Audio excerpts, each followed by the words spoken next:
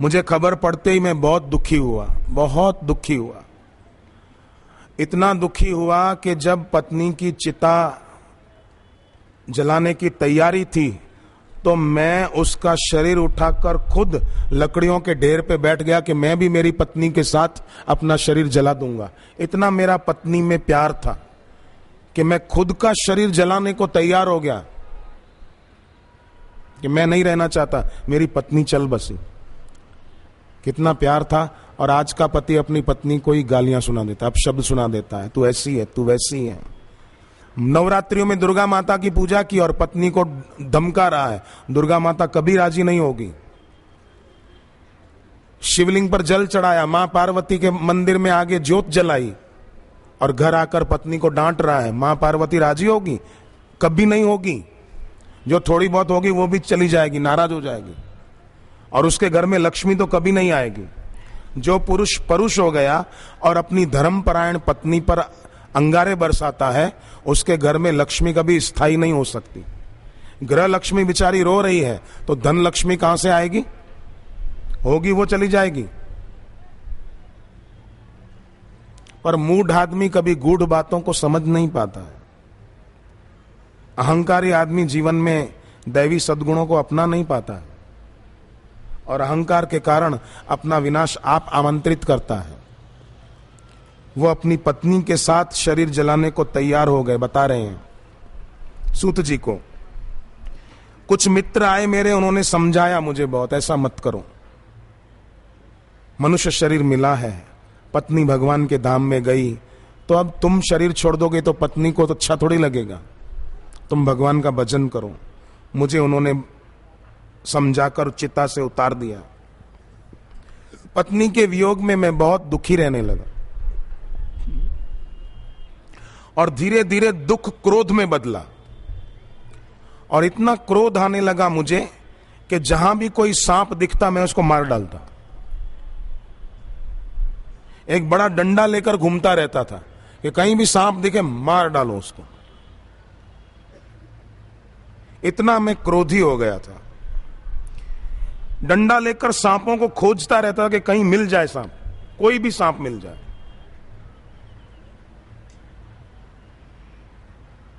एक दिन एक सरोवर के किनारे मैं गया तो पेड़ के नीचे एक अति बूढ़ा सांप मैंने देखा। बड़ा लंबा चौड़ा सांप था।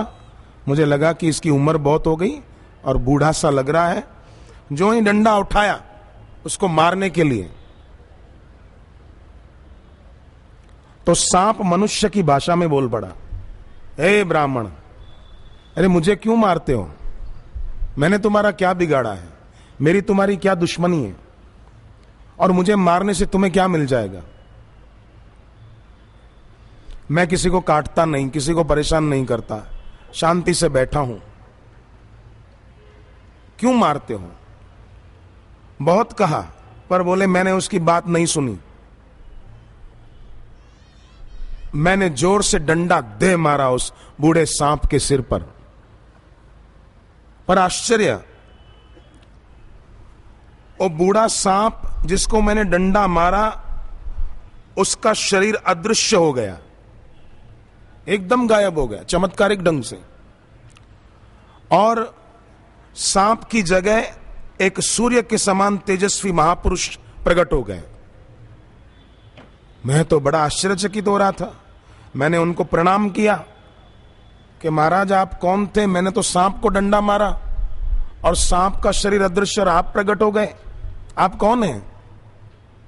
महाराज माफ करना, सारी बात बताई कि मेरी पत्नी को ऐसे सांप ने काटा, इसलिए मेरे को गुस्सा आता और मैं सांप को देखता हूं मार डालता हूं। महाराज मैंने पहचाना नहीं, आप कौन हैं बताइए। मैंने कोपवश अनुचित कार्य किया है, माफ करना। आपने सांप का शरीर क्यों धारण किया था और अब ये दिव्य शरीर कैसे मिल गया आप? तब उन महापुरुष ने प्रसन्न मन से गंभीर वाणी में कहा कि मैं पूर्व जन्म में भगवत दया से तेजस्वी व्यक्ति था और धन धान्य से खूब समृद्ध था। जहां हम रहते थे वहां एक शिवजी का मंदिर था, सिद्धेश्वर महादेव।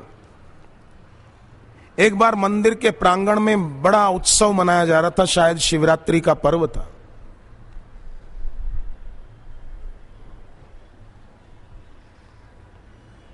एक महात्मा ऊंचे आसन पर बैठे थे और शिव जी की महिमा बता रहे थे, भगवान नाम जप की महिमा बता रहे थे, फिर कीर्तन करा रहे थे।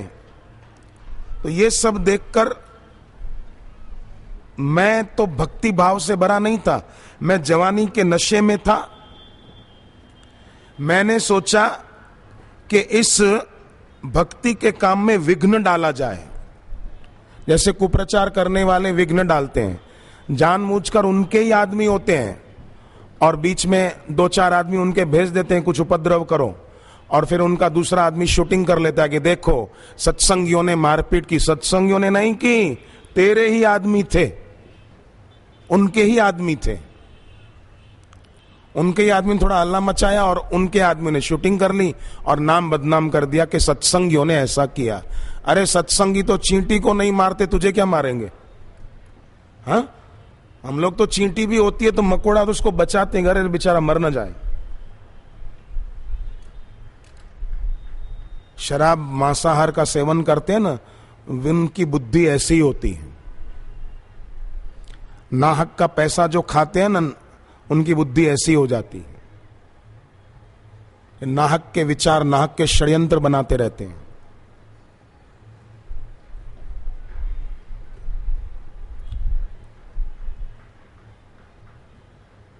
सर्वार्थान विपरीतांश्च बुद्धि सापार्थतामसी।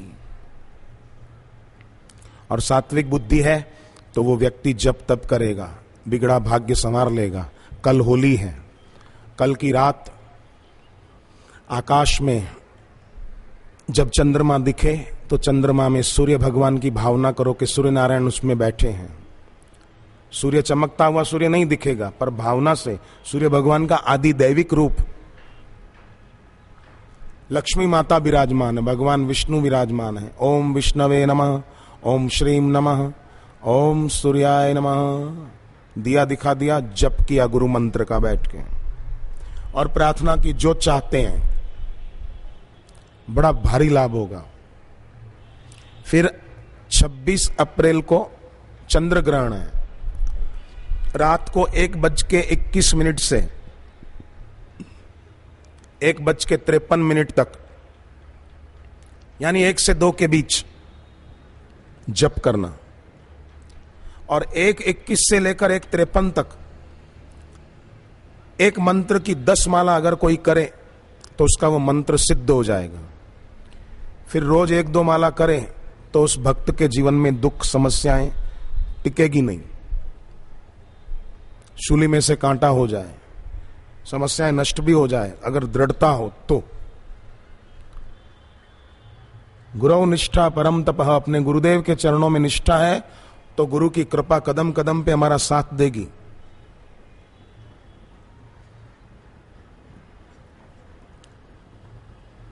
तीर तो लक्ष्मण जी को लगा था, पीड़ा राम जी को हो रही थी। भगवान और भक्त का कैसा प्रेम होता है। रामेश्वर भट्ट के आदमी तुकाराम जी के भक्त की गौ माता को डंडे मार रहे थे और पीड़ा तुकाराम महाराज महाराष्ट्र के संत हो गए, उनको पीड़ा हो रही थी। उनकी पीठ पर निशान पड़ गए थे, डंडों के मार रहे थे वो गौ माता को और निशान तुकाराम जी की पीठ पर पाए गए। लोगों ने पूछा महाराज ये निशान कैसे? बोले वहां वो लोग गाय को मार रहे हैं, देखा तो बराबर वैसा ही हुआ था। ऐसे लोग होते हैं। पर महापुरुषों की कैसी होती है करुणा कृपा। देवास मध्य प्रदेश में है, वहां मैं किसी कारण से गया था। फिर मुझे वहां से ट्रेन के द्वारा कहीं जाना था, तो ट्रेन थोड़ी लेट थी, तो स्टेशन के पास एक साधक का घर था, तो मैं थोड़ी देर वहां बैठा था। तो वहां परिवार की एक बहन ने बताया कि मेरे को साइटिका का रोग था, कमर से लेकर पैर के पंजे तक भयंकर दर्द होता था। आपने सुना होगा तो साइटिका के रोग में बहुत दर्द होता है। तो बोले एक रात मैंने बैठे बैठे सोते समय गुरुजी से प्रार्थना की, बापू मेरा ये दर्द मिट जाए, मैं तो जप भी नहीं कर पाती, घर का काम भी नहीं कर पाती, इतना दर्द होता है। अगले दिन से मेरा दर्द मिट गया। पर एक रात को मैंने स्वप्ने में देखा कि गुरुजी के कमर में कमर से लेकर पैर के पंजे तक दर्द है। तो मैंने पूछा, बापूजी आपके शरीर में दर्द कैसे? बोले बेटी तेरे शरीर में दर्द था ना, वो मैंने अपने ऊपर ले लिया, तेरा दर्द मिट गया ना। मिटा कि नहीं मिटा? बोले मिट गया। बोले बस तो तू खुश रह, इसकी चिंता मत कर, ये तो हो जाएगा ठीक। तो बोले तब से मैं रोज प्रार्थना करती हूँ कि गुरुजी नहीं, मेरा दर्द मुझे दे दो, आप अपने शरीर पर मत लो, ऐसा उसने मुझे बताया। उसके बाद उसको तो दर्द नहीं हुआ साइटिका का। तो भगवान और भगवत प्राप्त गुरु के दिल में कितनी करुणा होती है, उसकी कल्पना साधारण आदमी कर भी नहीं सकता। अभी मैंने रास्ते से जाते हुए देखा, आते हुए भी, कॉलेज के लड़के लड़कियां कैसे विचित्र जहरीले रंग, जो केमिकल के रंग होते हैं जहरीले, वो लगा कर एक दूसरे का चेहरा लाल नीला और सिल्वर कलर लगा के कैसे घूम रहे हैं। इसी रोड पर मैंने देखा। पलाश के फूलों का रंग तो पवित्र है, पलाश की समिधा लेकर कोई आहुतियां डाले ना, गणपति जी और शिव जी की प्रसन्नता प्राप्त होती है। पलाश के वृक्ष की इतनी महिमा है, पलाश के फूलों की इतनी महिमा है, बड़ा पवित्र माना गया है। और फिर गुरुदेव के कर कमलों से आए, उनकी दृष्टि पढ़कर आए, जिनकी दृष्टि में द्वैत नहीं अद्वैत है, उसकी कितनी महिमा है।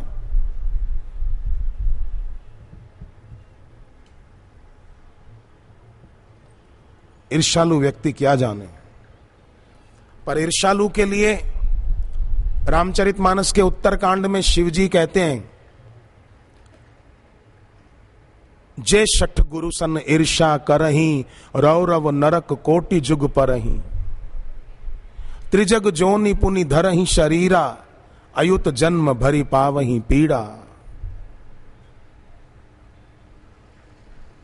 शिव जी की नजरों में सबसे बड़ा पाप कौन सा है? अति अघ गुरु अपमानता। सदगुरु का अपमान शिव जी की नजरों में सबसे बड़ा पाप है। अति अघ गुरु अपमानता, सही नहीं सके महेश।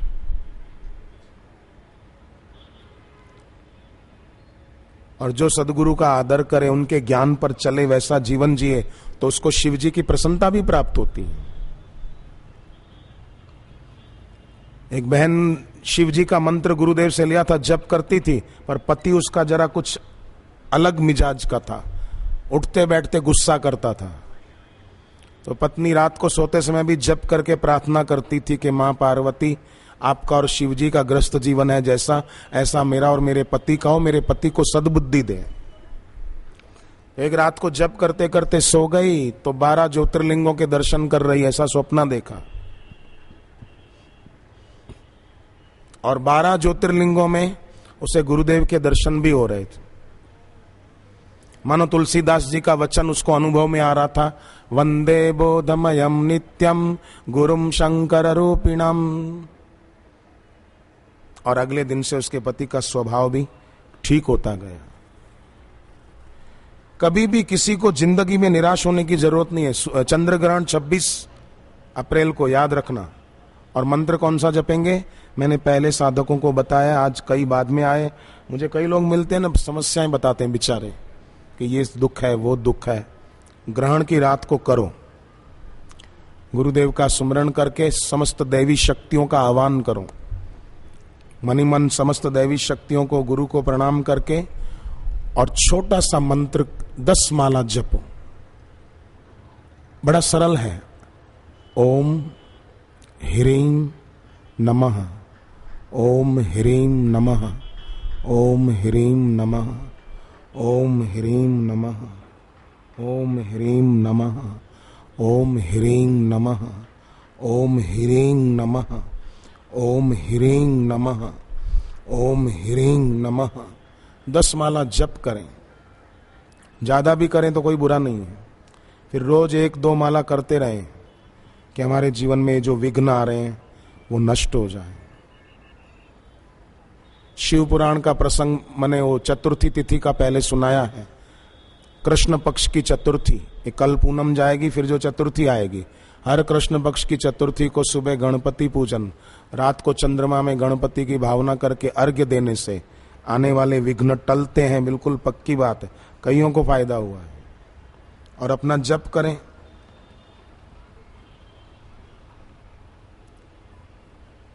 वत्स मुनि सुना रहे हैं सूत जी महाराज को कि सांप अदृश्य हो गया और सूर्य समान तेजस्वी महापुरुष प्रकट हो गए। और वे बताते हैं अपनी आप बीती कि हमारे यहां मंदिर के प्रांगण में उत्सव मनाया जा रहा था, शायद शिवरात्रि थी। सब लोग कीर्तन भजन में मस्त थे, तो मैंने सोचा कैसे विघ्न डालूं और सबको परेशान करूं। तो दूर मैंने एक भयानक सांप देखा। मैंने सांप उठाकर लोगों की तरफ फेंक दिया, तो भगदड़ मच गई, सांप सांप सांप सांप। लोग भागे इधर उधर। पर महात्मा सुप्रभ महाराज, उनका नाम बताया, सुप्रभ महाराज बैठे रहे, आंखें बंद किए हुए शिव जी का नाम जप रहे थे। बाहर कौन क्या कर रहा है उनको पता ही नहीं था। जैसे हनुमान जी अपने साथियों के साथ समुद्र किनारे पहुंच गए, संपादी ने सीता जी कहां है पता बता दिया। सभी वानर समुद्र की दूरी और अपने में कितना बल है वो बात बताने लगे। मैं इतनी लंबी छलांग लगा सकता हूं, मैं इतनी लंबी छलांग लगा सकता हूं, सब बता रहे हैं। आखिर बात आई अंगद के तरफ, तो अंगद ने कहा मैं एक छलांग में समुद्र पार कर जाऊंगा, पर वापसी में संशय है, आ पाऊंगा कि नहीं। समुद्र की दूरी और अपने बल का गणित लगाने वाले सब थक गए, पर हनुमान जी को न दूरी का ज्ञान था न अपने बल का ज्ञान था। हनुमान जी राम सुमरण में तल्लीन थे, फालतू बातें करने में नहीं बैठे थे, टुकड़ियां बनाकर शांत बैठे थे। और आखिर काम हनुमान जी के द्वारा हुआ। जो गणित के चक्कर में नहीं उलझे उन्होंने काम कर दिखाया।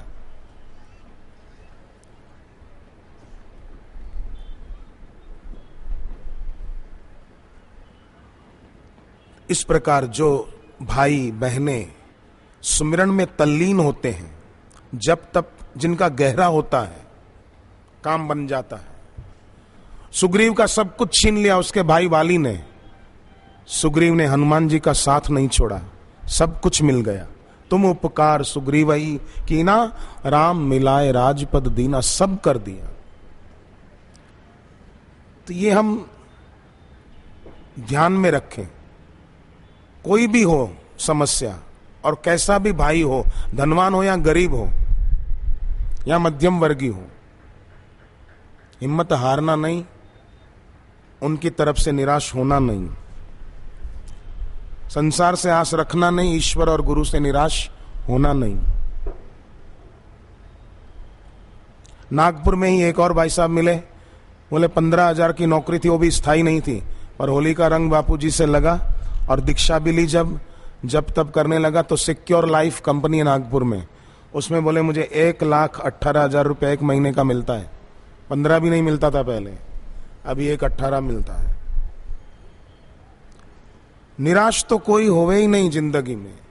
ईश्वर हमारे प्रति उपेक्षा पूर्ण नहीं है और गुरुदेव भी उपेक्षा पूर्ण नहीं है।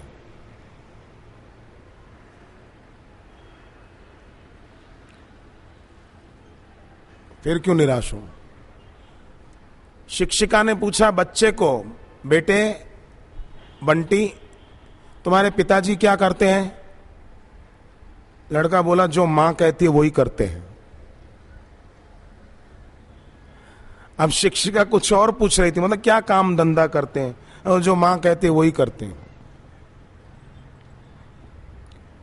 अब जो मां कहे वही करे, उससे कल्याण नहीं होगा।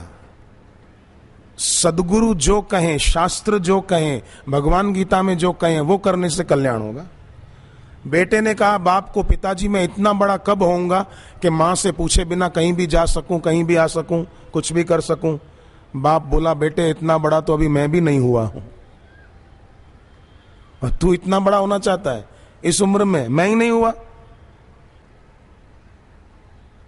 तो वो भले इतना बड़ा ना हो पाए, पर साधक अपने में इतना बड़प्पन जरूर लाए कि उसके ऊपर और किसी का प्रभाव न पड़े सदगुरु के सिवाय। सदगुरु के सिवाय साधक भाई बहन पर अगर किसी और का प्रभाव पड़ा तो समझो वो साधक ही नहीं है। किसी से भी प्रभावित हो गया और किसी का भी पिछलग्गू बन गया, तो गुरु का भक्त है, गुरु का दास है, तो किसी का पिछलग्गू कैसे बन गया, किसी का दास क्यों बन गया, किसी से प्रभावित क्यों हो गया? मतलब नहीं है ना मन इंद्रियों पर नियंत्रण, इसलिए किसी का रूप देखकर इंप्रेस हो गए, किसी का पैसा देखकर प्रभावित हो गए, किसी की सत्ता देखकर प्रभावित हो गए। कोई भी प्रभावित कर देता है।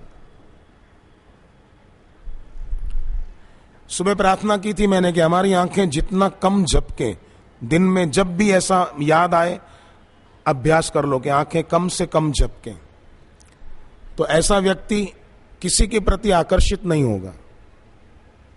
उसकी आंख में इतनी पवित्रता और स्थिरता आएगी कि किसी से प्रभावित नहीं होगा। न किसी का रूप आकर्षित करेगा, न कोई वस्तु आकर्षित करेगी। अभी तो लोगों को किसी के कपड़े आकर्षित कर जाते हैं, किसी की गाड़ियां आकर्षित कर जाती हैं, किसी का मकान आकर्षित कर देता है, ऐसा मकान मेरा भी हो, ऐसी गाड़ी मेरी भी हो, ऐसी प्रतिष्ठा मेरी भी हो।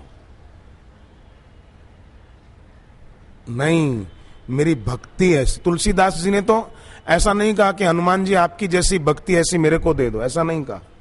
हे शबरी माता जैसी तुम्हारी भक्ति ऐसी मेरी हो जाए, ये नहीं कहा।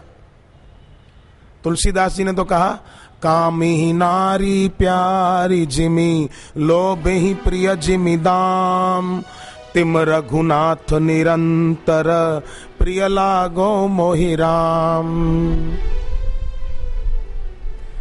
इनका नाम लिया, हनुमान जी और सीता जी के जैसी मेरी भक्ति हो, शबरी जैसी भक्ति हो, ऐसा नहीं कहा। अरे बोले उनके सामने हमारी क्या गिनती। कोई लोग बोलते हैं मेरी हनुमान जैसी भक्ति हो। अब हनुमान जी ने समुद्र पार किया, तू एक नदी पार करके दिखा जरा। यमुना किनारे चला जा, इस पार से उस पार। यमुना पार जाना है तो पुल के ऊपर से मत जा, लगा छलांग। हनुमान जैसी मेरी भक्ति हो। नहीं, कामी नारी प्यारी जिमी, लोभ ही प्रिय जिमी दाम, तिम रघुनाथ निरंतर, प्रिय लागो मोहि राम। अपने गुरु से बात करें, गुरुदेव मुझे केवल आप प्यारे लगो, ऐसी मेरी मति बना दो ना, मुझे और कोई प्रभावित न कर सके, मैं किसी के प्रति आकर्षित न हो जाऊं। ऐसी प्रार्थना कर सकते हैं और ऐसी प्रार्थना स्वीकार भी हो जाती है। सांप सुप्रभ मुनि के शरीर को लिपट गया, बड़ा सांप था। लोग डर गए कि अरे महाराज जी के शरीर को सांप ने लपेट लिया। इतने में सुप्रभ मुनि के शिष्य श्रीवर्धन नाम आया है। नाम कितना सुंदर, श्रीवर्धन।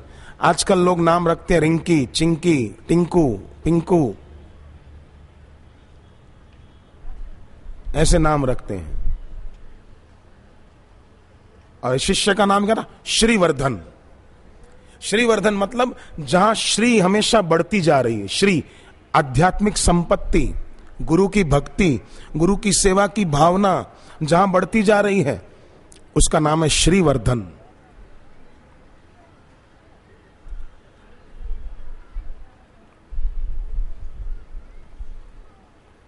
कितना सुंदर नाम है।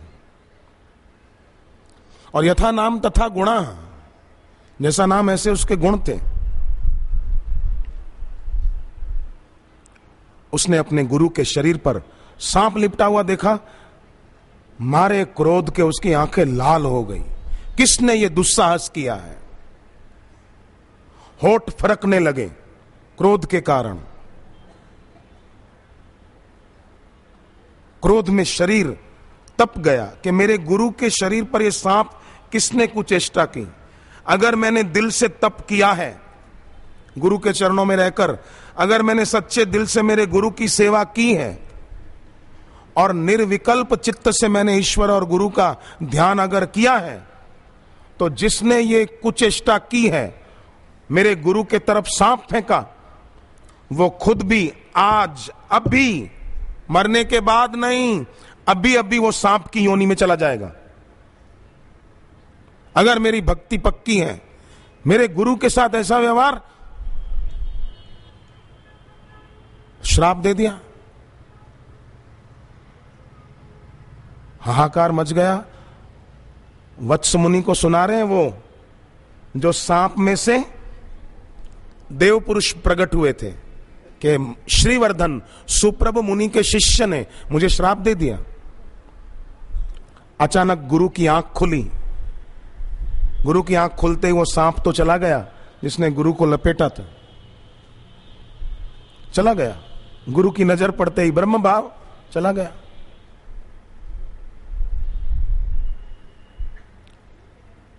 एक साधक ने मुझे बताया, गांव में रहते हैं, आधी रात को उसकी आंख खुली, पर बोले कैसे खुली?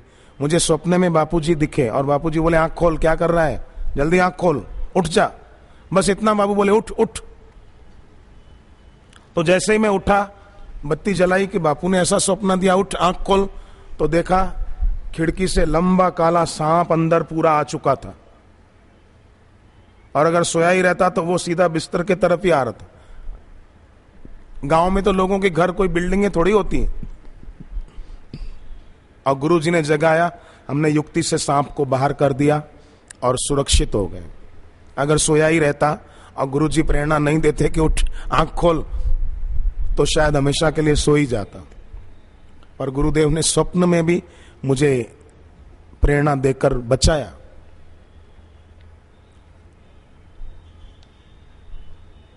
ऐसे अनेकों अनेक श्रद्धावानों के अनुभव हैं।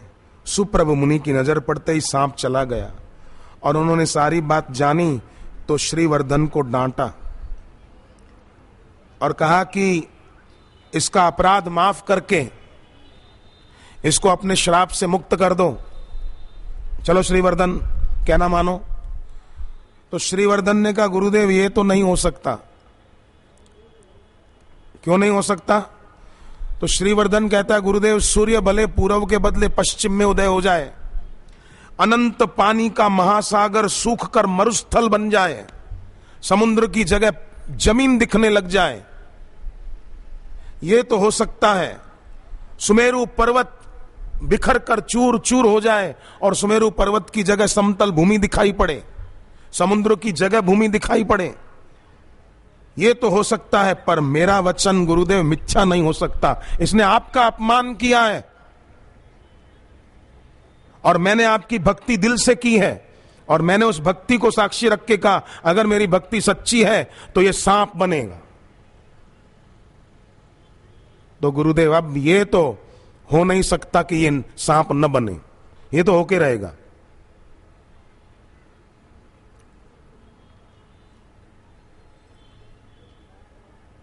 सप्तऋषियों में भृगु ऋषि का अपमान किया था नहुष राजा ने, महाभारत की कथा है। नहुष राजा इतना मदांध हो गया था कि इंद्र की पत्नी शची पर बुरी नजर रख रहा था और शची को कहा कि अभी इंद्र मैं हूं तो इंद्र की हर वस्तु पर मेरा अधिकार है, तो इंद्र की पत्नी पर मेरा अधिकार है। ऐसा आदमी, कुछ अधिकार मिलता है ना तो आदमी मतवाला हो जाता है। सत्संग भक्ति ना हो तो कुछ भी दिखा देते हैं। पानी का बिगाड़ हो रहा है।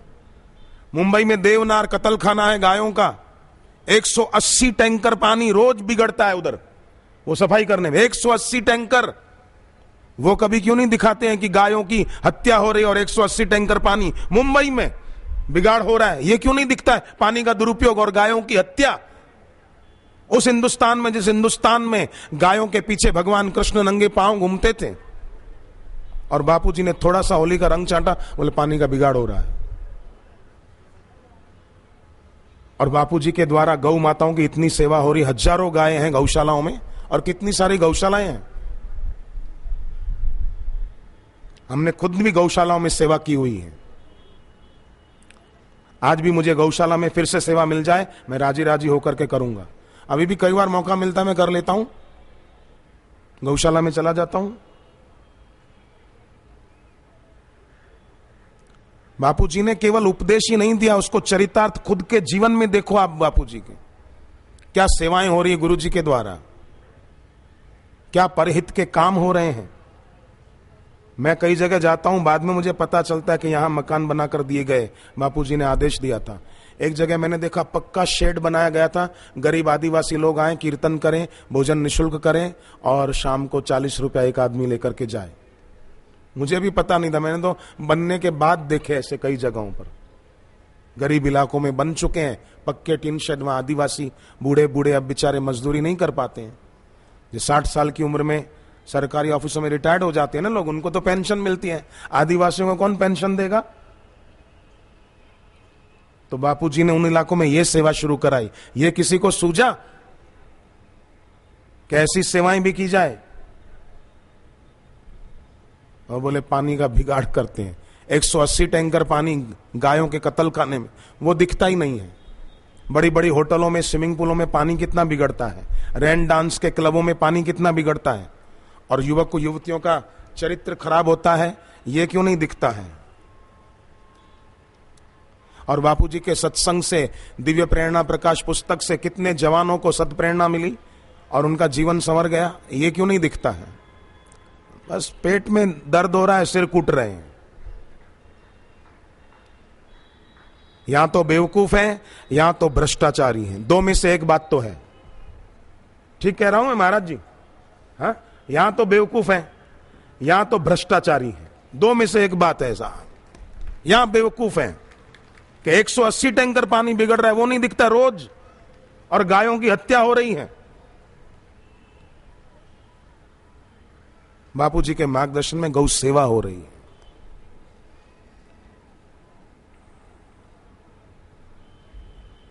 एक आश्रम में मैंने देखा कि एक सेवक ने लापरवाही की और गाय थोड़ी दुबली हो गई थी। एक गाय थोड़ी दुबली हो गई थी। बापूजी ने इतना डांटा उस सेवक को, बोले तेरा खाना बंद कर दें और तू 4 रोटी खाता हो, तेरे को 1 ही रोटी दें, तुझे कैसा लगेगा? ये गौ माता दुबली कैसे हो गई, क्यों हो गई? खूब डांटा उसको और कहा ठीक से गौ सेवा होनी चाहिए।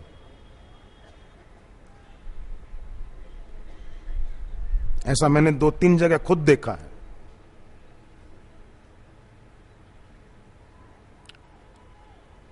उनके दिल में क्या है ये कोई कल्पना नहीं कर सकता। ब्रह्मज्ञानी की गत ब्रह्मज्ञानी जाने।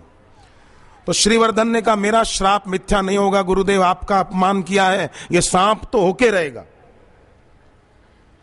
उसको मैं अब छुड़ा नहीं सकता। अब सुप्रभु बोले, गुरुजी बोले उसके तरफ, वो बता रहा है वत्स मुनि को कि महाराज जी बोले कि जो शिव मंदिर में बैठकर जप करता है उसके पुण्य का तो पारावार नहीं रहता, परंतु जो शिव मंदिर में या मंदिर के बाहर भक्त लोग सत्संग कीर्तन कर रहे हो उसमें विघ्न डालता है तो उसके पाप का ठिकाना नहीं रहता, पाप बढ़ जाते हैं। तुमने विघ्न डालकर पाप तो किया है, फिर भी मैं तुम्हें पाप से छूटने का एक उपाय बताता हूं और फिर तुम सांप के शरीर से भी मुक्त हो जाओगे। बताओ गुरुजी। गुरुजी ने कहा ओम नमः शिवाय जप करो बेटा, दीक्षा दे दी, शिव जी का नाम जपो, महापाप से मुक्ति मिल जाएगी। अगर 10 बार भी कोई शिव जी के नाम का जप करे तो 1 दिन के पाप नष्ट हो जाते। सुप्रभु जी बोलते हैं 1 दिन में जो पाप हुए हैं 10 बार शिव जी का नाम जपे तो उसके 1 दिन के पाप नष्ट होते हैं। सुप्रभु मुनि कहते 20 बार जप करें तो 2 दिन 3 दिन ऐसे विस्तार से बताया, भगवान के नाम की महिमा बताई, जप की महिमा बताई कि तू जप शुरू कर दे। तो बोले गुरुजी मेरे को तो अब सांप का शरीर मिल जाएगा। बोले कोई बात नहीं, मेरी कृपा से तुझे स्मृति रहेगी कि तूने किस गलती के कारण सांप का शरीर पाया, और मेरी कृपा से बेटे मैं भगवान को प्रार्थना करता हूं तू जप भी कर सकेगा सांप के शरीर में। और उस जप से तेरे ये सत्संग में विघ्न डालने के, सत्संगियों को विक्षिप्त करने के पाप से तू छूट पाएगा। वत्स मुनि को कहते हैं वो दिव्य पुरुष जो सांप की योनि से छूटे थे, कि गुरु जी ने मुझे कहा कि सांप के शरीर में शिव जी का जप करते रहो, और उन्होंने मुझे यह भी कहा था कि कुछ समय के बाद वत्स मुनि आएंगे और तुम सांप के शरीर में सरोवर किनारे बैठे होंगे, डंडा दे मारेंगे, सांप के शरीर से छुटकारा मिल जाएगा। और आज आपने मेरा बड़ा उपकार किया है कि मेरे सिर पे डंडा लगाकर मुझे सांप की योनि से छुटकारा दिला दिया। और अब देखो देव प्रेषित विमान आ रहा है आकाश से, और उस देव प्रेषित विमान में बैठकर मैं ऊंचे लोकों में जाऊंगा, शिव लोक में जाऊंगा। आपने मेरा उपकार किया है वत्स मुनि, बताओ मैं आपकी क्या सेवा करूं। तब वत्स मुनि कहते हैं सूत जी महाराज को कि मैंने उनसे कहा कि मुझे भी कोई उपाय बताओ जिससे मेरा दुख दूर हो जाए। मैं पत्नी के वियोग में कई सांपों को मार चुका हूं, और उसकी ग्लानि मेरे को भी है कि मैंने कई सांपों को मारा है। मैं क्या करूं, मेरे जीवन का भी दुख कैसे दूर हो। तब कहा उस दिव्य पुरुष ने कि आप भी मेरे गुरु सुप्रभ मुनि के बताए अनुसार शिव जी के नाम का जप करो, और जप के नियम ध्यान में कभी भी कोई दोष ना आने दो। मतलब तुम्हारे द्वारा हिंसा ना हो, सदाचार पालन हो, किसी का अपमान ना हो, सबके प्रति सद्भाव हो, आदि आदि नियम बताए, उपदेश दिया, और विमान में बैठकर ऊंचे लोक में चले गए। उनके जाने के बाद मुझे सर्पों के मारे जाने का दुख तो था, पर मैंने हिंसा त्याग का व्रत ले लिया।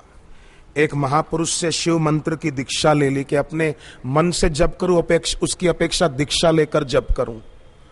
तो गुरु से दीक्षा लेकर ओम नमः शिवाय का जप किया, करता और जप तप के प्रभाव से ही मेरा यौवन स्थायी हो गया और मेरे पाप भी नष्ट हो गए। मेरा अंतःकरण जप के प्रताप से पवित्र हो गया। सूत जी महाराज जप की महिमा सुनकर गदगद हो गए कि शिव जी के नाम के जप की इतनी महिमा। वत्स मुनि का चतुर्मास पूरा हुआ, सूत जी महाराज से विदाई ली, और जप करते करते वे भी भगवत धाम को प्राप्त हुए। तो जप करना कोई साधारण काम नहीं है, बड़ा दिव्य काम है, और पर्व के दिनों में जप करना उसकी तो विशेष महिमा है। तो होली की रात यानी कल रात को जो बताया प्रयोग वो करना, और रात को थोड़ा जागरण करके जितनी देर कर सकें जप तो अच्छा है। गुरुदेव बताते हैं ना 4 रात्रियों में जप की महिमा है, होली, दिवाली, जन्माष्टमी, महाशिवरात्रि। तो महाशिवरात्रि भी जप किया, अब होली आ रही है, कल जप करें।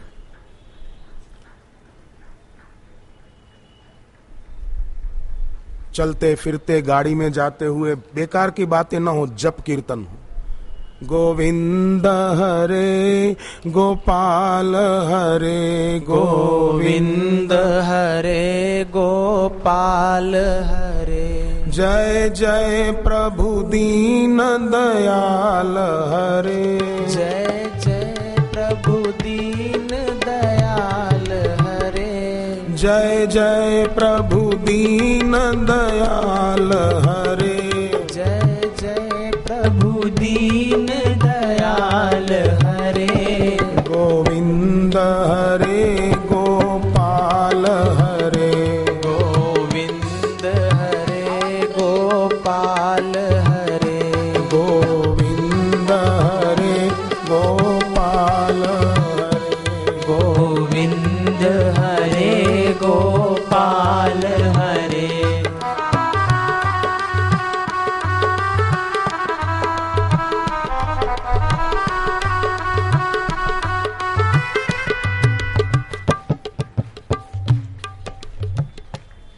हरि ओम हरि ओम हरि ओम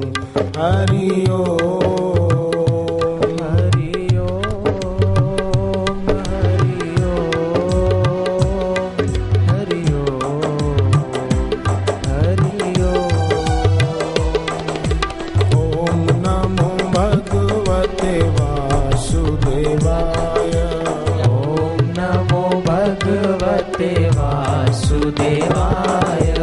ओम नमो भगवते वासुदेवाय। ओम नमो भगवते वासुदेवाय। ओम नमो भगवते वासुदेवाय। ओम नमो भगवते वासुदेवाय। ओम नमो भगवते वासुदेवाय। ओम नमो भगवते वासुदेवाय।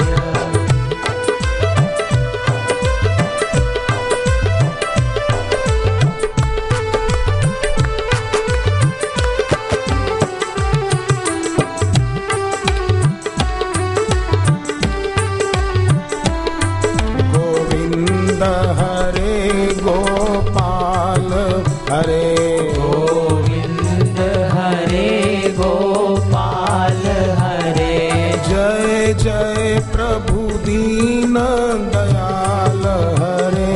जय जय प्रभु दीन दयाल हरे। जय जय प्रभु दीन दयाल हरे। जय जय प्रभु दीन दयाल हरे।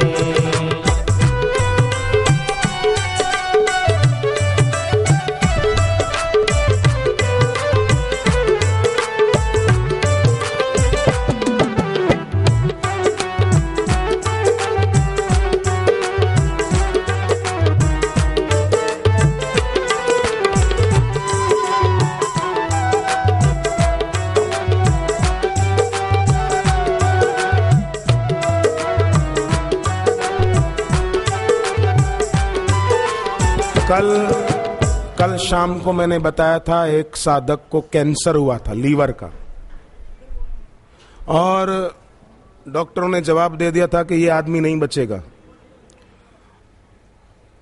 परंतु 2007 में फिर होली पर, कौन से साल में आए थे होली पर रंग छांटने? 2007 में। कहा? सूरत में।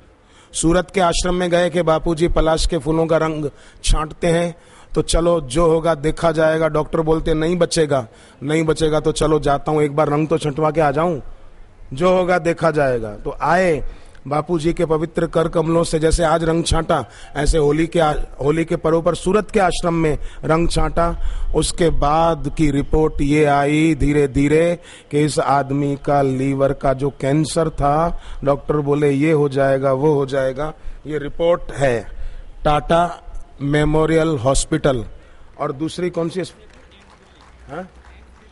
AIIMS Delhi, SMS Jaipur, AIIMS Delhi, Tata memorial hospital Mumbai और एम्स दिल्ली, 3 की रिपोर्ट। कोई देखना चाहे तो 2007 में इसको कैंसर था। ये तीनों अस्पतालों की रिपोर्ट। और बापूजी ने पलाश के फूलों का रंग छांटा, इसकी श्रद्धा भक्ति थी, तो कैंसर का रोग मिट गया। शंका हो तो रिपोर्ट पढ़िए, और नहीं हो तो मेरी बात मान लीजिए। किसी को शंका हो तो ये रिपोर्ट देख सकते हैं। हाँ? डॉक्टर बोलते थे नहीं बचेगा, मर जाएगा, पर 2007, ये 2013 चल रहा है, 6 साल तो हो गए, और अब कैंसर नहीं है। हाँ? गोविंद हरे गोपाल हरे। गोविंद हरे गोपाल हरे। अब मीडिया, इलेक्ट्रॉनिक मीडिया वाले बोलते हैं पानी का बिगाड़ होता है। ये क्या होता है? देखो, उनकी ताकत है किसी को कैंसर से बचा सके, पर बापूजी के पलाश के फूलों के रंग में ताकत है कि ये आदमी आपके सामने, और डॉक्टरों की रिपोर्टें आपके सामने। मैं झूठ कहूं तो आप मत मानो, ये रिपोर्ट है तीनों की।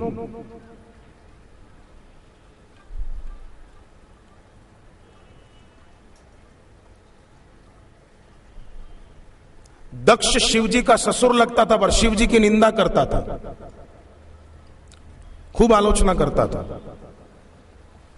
मिला क्या बाद में? शिवजी की जय जयकार तो आज भी हो रही है। और आप देखो अपने देश में और देवी देवताओं के इतने मंदिर नहीं है जितने शिवजी के हैं। बोलो, इसमें किसी को शंका है? ये बात आपको माननी पड़ेगी। और देवी देवताओं के इतने मंदिर आप नहीं पाओगे जितने भगवान शिव जी के मंदिर पाओगे। जहां तहां शिवलिंग, शिव मंदिर, शिव मंदिर, 12 तो ज्योतिर्लिंग है। और वो शिव जी कहते हैं यो गुरु स शिव प्रोक्तो, जो गुरु हैं वो शिव हैं, जो शिव हैं वो गुरु हैं। तो मैं सुबह बता रहा था, फिर गुरुदेव पधारे थे तो बात थोड़ी रह गई थी। 27 नक्षत्र होते हैं, एक नक्षत्र के 4 चरण, तो 27 नक्षत्रों के 4 मिलाओ तो 108, 27 चौक 108। 108 दाने की माला लेकर जो जप करते हैं, 27 नक्षत्र और उनके स्वामी उस पर वरदान बरसाते हैं।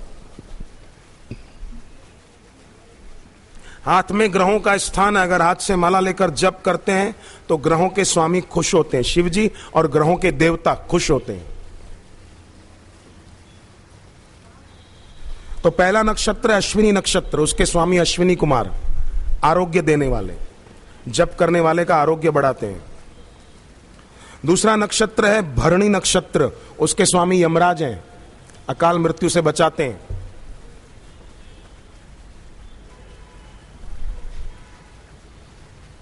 कई साधकों के कई अनुभव हैं। तीसरा कृतिका नक्षत्र, उसके स्वामी अग्निदेव हैं, प्रहलाद को बचाया अग्नि में जलने से। ये होली का पर्व वही प्रेरणा देता है। हनुमान जी की पूंछ नहीं जली, लंका जल गई, पांडव नहीं जले, लाक्षागृह पूरा जल गया। ऐसे कई प्रसंग हैं। वर्तमान जीवन में कई साधकों के जीवन में भी हुआ है कि अग्नि में रक्षा हो गई। चौथा रोहिणी नक्षत्र, उसके स्वामी ब्रह्मा जी हैं, कार्यों में सिद्धि देते हैं, सफलता दिलाते हैं। पांचवा मृगशिरा नक्षत्र, उसके स्वामी चंद्रमा है, सौभाग्य बढ़ाते हैं। बहनें करवा चौथ का व्रत करती है तो नहीं चंद्रमा को अर्घ्य दे के फिर रात को खाना खाती सुहागन देवियां। ऐसे ही शुक्ल पक्ष में दूज से पूनम तक चंद्रमा को अर्घ्य दे तो उसके कारोबार में बढ़ोतरी होती है। सौभाग्यवर्धक चंद्रमा, मृगशिरा नक्षत्र के स्वामी। छठा आर्द्रा नक्षत्र, उसके स्वामी शिव जी हैं, जप करने वाले को शिव जी क्या नहीं दे सकते। अरे रावण को सोने की लंका दे दी। इसलिए मैं कहता रहता हूं, मासिक शिवरात्रि आती है महीने में एक, उस दिन शाम को जब सूर्यास्त होता है तब आसपास जो शिव मंदिर हो वहां बैठकर 5 बत्ती वाला एक दीपक जला दें और गुरु मंत्र का जप करें, फिर प्रार्थना करें कि मेरा ये संकट टल जाए। अगली मासिक शिवरात्रि है 8 अप्रैल को। जिनको भी आर्थिक परेशानी है, कर्जा है, ये करो। आर्द्रा नक्षत्र के स्वामी शिव जी, ग्रहों के स्वामी शिव जी, ग्रहों के देवता अलग हैं, ग्रहों के स्वामी शिव जी हैं, प्रसन्न होते हैं। तो अगली मासिक शिवरात्रि 8 अप्रैल को है, उसके बाद 8 मई को है,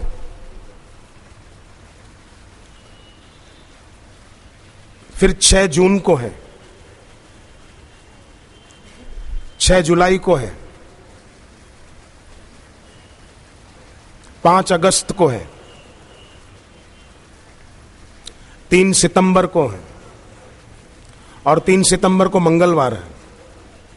मंगलवार का दिन हो और मासिक शिवरात्रि हो, नमक मिर्च न खाएं और शाम का ये नियम करें, चमत्कारिक फायदा होता है। 3 सितंबर इतना कीजिए, फिर दिल्ली में तो आते रहते हैं और आगे की यात्रा करेंगे।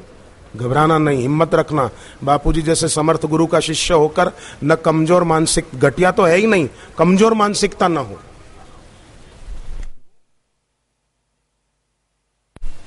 कमजोर मानसिकता न हो। संपाति गीध ने क्या कहा जब वानर सेना निराश हो रही थी कि समुद्र पार कैसे जाएं? जब हनुमान जी तल्लीन थे सुमिरन में और वानर सेना निराश हो गई, तब पहले संपाति ने कहा, पापियो जाकर नाम सुमिरही, अति अपार भव सागर तरही। तासु दूत तुम तज कदराई, राम हृदय धरी करहु पाई। और राम जी का हृदय में ध्यान हनुमान जी कर रहे थे, उपाय मिल गया। हनुमान जी कहते हैं, लीलहि नांगहूं जल निधि खारा। कितना उत्साह से बोलते हैं, एक खेल खेल में मैं समुद्र पार कर जाऊंगा। कितना उत्साह, पर कितना विवेक। कहते हैं मैं खेल खेल में सागर पार कर जाऊंगा, पर विवेक देखो। देखा कि जामवंत जी बड़े हैं, तो आए हनुमान जी, जामवंत जी को हाथ जोड़े। जामवंत मैं पूछे हूं तो ही, उचित शिखावन दीजिए मोही। और आजकल तो बड़ों का अपमान कैसे करना, ये कई युवक युवतियां करते हैं। हनुमान जी इतने बड़े, उनसे बड़ा कौन होगा। और वो क्या कहते हैं, जामवंत मैं पूछे हूं तो ही। क्या उनको पता नहीं था कि उचित शिक्षा क्या है। फिर भी बड़े हैं, सम्मान करते हैं।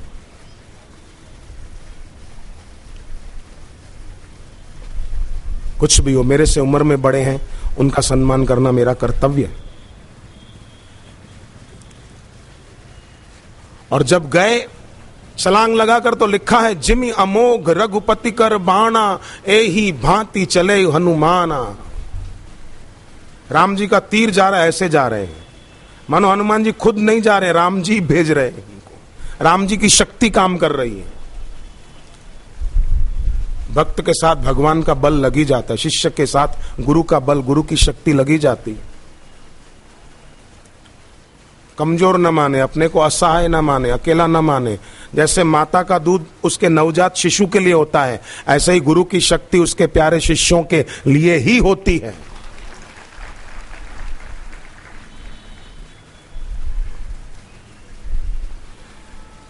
तो आर्द्रा नक्षत्र के स्वामी शिव जी, वो भी जापक पर करुणा बरसाते हैं और उसका कल्याण करते हैं। फिर 7वां पुनर्वसु नक्षत्र, उसके देव अदिति हैं। जैसे अदिति मां ने देवताओं की रक्षा के लिए भगवान को पुकारा, और भगवान विष्णु ने अदिति माता के गर्भ से वामन अवतार लिया था और बलि राजा के यज्ञ मंडप में गए, वामन में से विराट हो गए थे, देवों की रक्षा की थी। उसी प्रकार जो जप करते हैं, तो पुनर्वसु नक्षत्र के अदिति देव वो जापक पर कृपा बरसाते हैं और उसका देवत्व बढ़ाते हैं, उसकी दैवी शक्तियां बढ़ाते हैं, दैवी संपदा बढ़ाते हैं।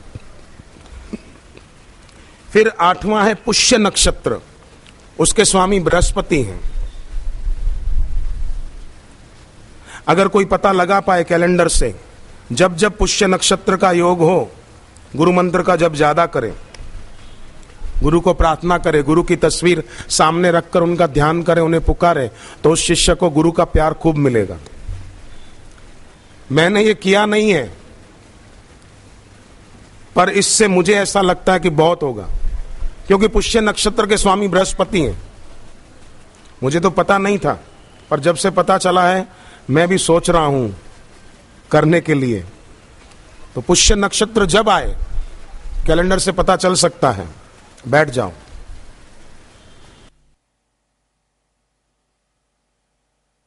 बस गुरु की ममता मिले, मैं गुरु की ममता की छांव में साधना में आगे बढ़ूं, भक्ति में आगे बढ़ूं, बहुत लाभ होगा। फिर 9वां है आश्लेषा नक्षत्र, उसके देवता है सर्प देवता, उसके स्वामी सर्प देवता। द्वेष का विष, ईर्ष्या का विष, अहंकार का विष, इससे छुटकारा दिला देते हैं। उस जापक के मन में न किसी के प्रति द्वेष, न ईर्ष्या, न अभिमान। अगर ये नहीं है ना, समझो जप हो रहा है। अगर ये है तो समझो जप नहीं हो रहा है, माला घूम रही है।